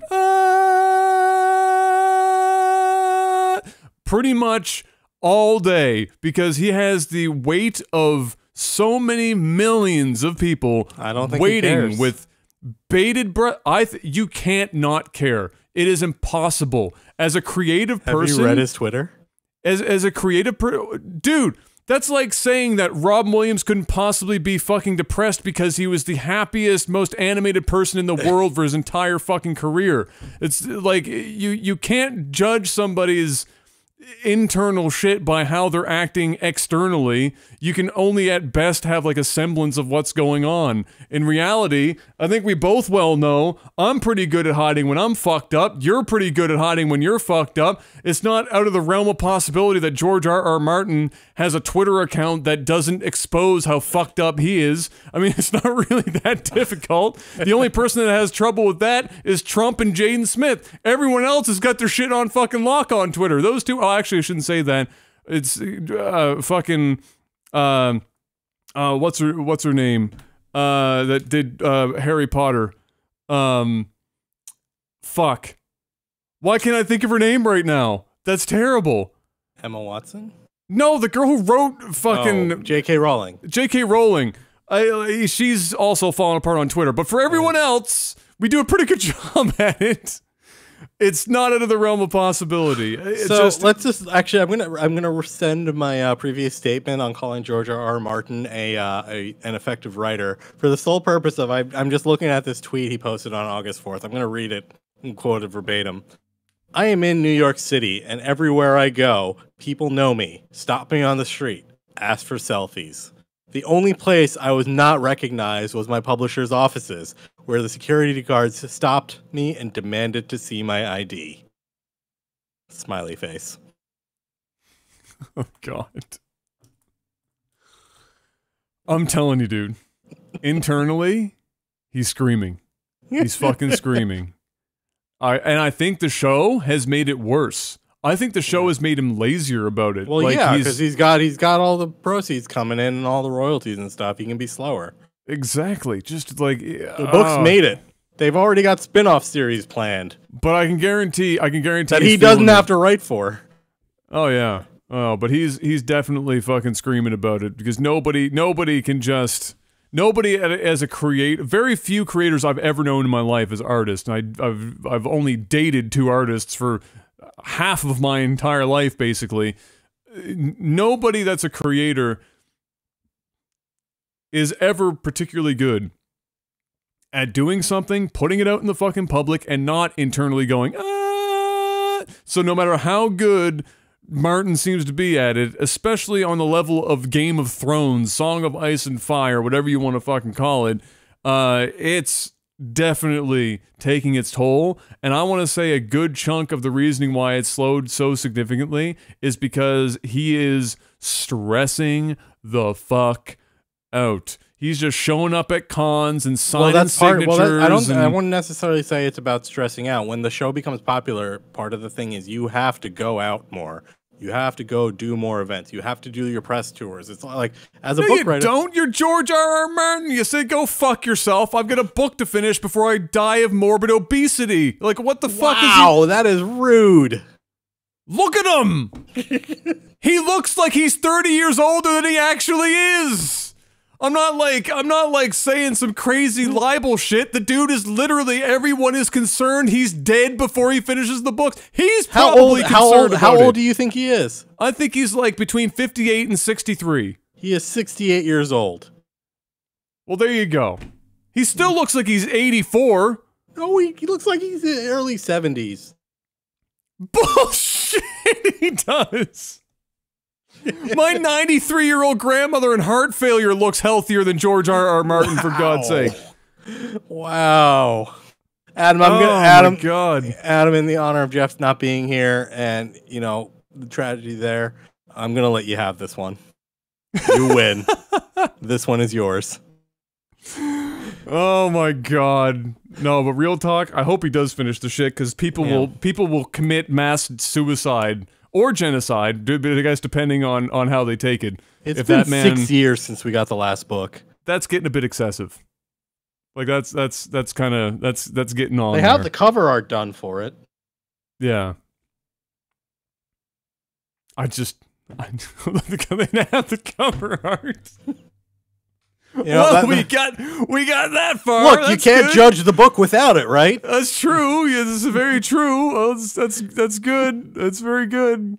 But yeah, anyway, ladies and gentlemen, that's going to be it for Side A of Technical Alpha. Jeff is, if you missed it, Jeff is away mid-podcast because apparently Thor was His dog, his very lovely dog that we love. Yes, was attacked by a porcupine, which really means Thor, like all dogs in such situations, got way too curious, went to go sniff the porcupine's ass. The porcupine said, back the fuck up. Thor said, I'm bigger than you, I'm going to smell your ass. Oops, I might be blind now. So that's pretty much what we're... I hope not. Yeah, I hope not. He's a very adorable dog. It's not particularly often that the spines actually get to the eyeballs, but yeah, we have no idea what's going on there. But he took off, obviously, to take Thor into the vet, so Thor is going to be thinking about his life choices for the next couple of weeks while that heals up. We'll see you guys on Side B. Just the two of us, Panic. We could put that song on in between, but we can't. Just the two of us. We should probably not sing it either. We'll be right back. For those of you on Twitch, don't go anywhere on YouTube, iTunes, unless it's already posted up. You can just wait a few days, and it will be in your boxes. Which sounded way more sexual than it needed to. Until then, guys, peace! Hey guys, if you're enjoying Technical Alpha and are interested in supporting us, do I have a solution for you? We've set up this Patreon page to help us help us and you. We've got a list of options that would make a used car salesman cry that provides you with a range of goodies for your support. Head on over to patreon.com/technicalalpha to see what's up for grabs. Like fancy badges and stuff? Subscribe to us on Twitch to get access to, well, badges and stuff. Not big on subscriptions. We have a button below that allows you to directly throw money at our faces. Careful you don't take those eyes out, though. We are so very fond of our eyes. Honestly, though, while we like to joke about the sellout, just being a regular listener is a huge help, and we're incredibly thankful for all of your support. Technical Alpha will continue soon, so sit tight.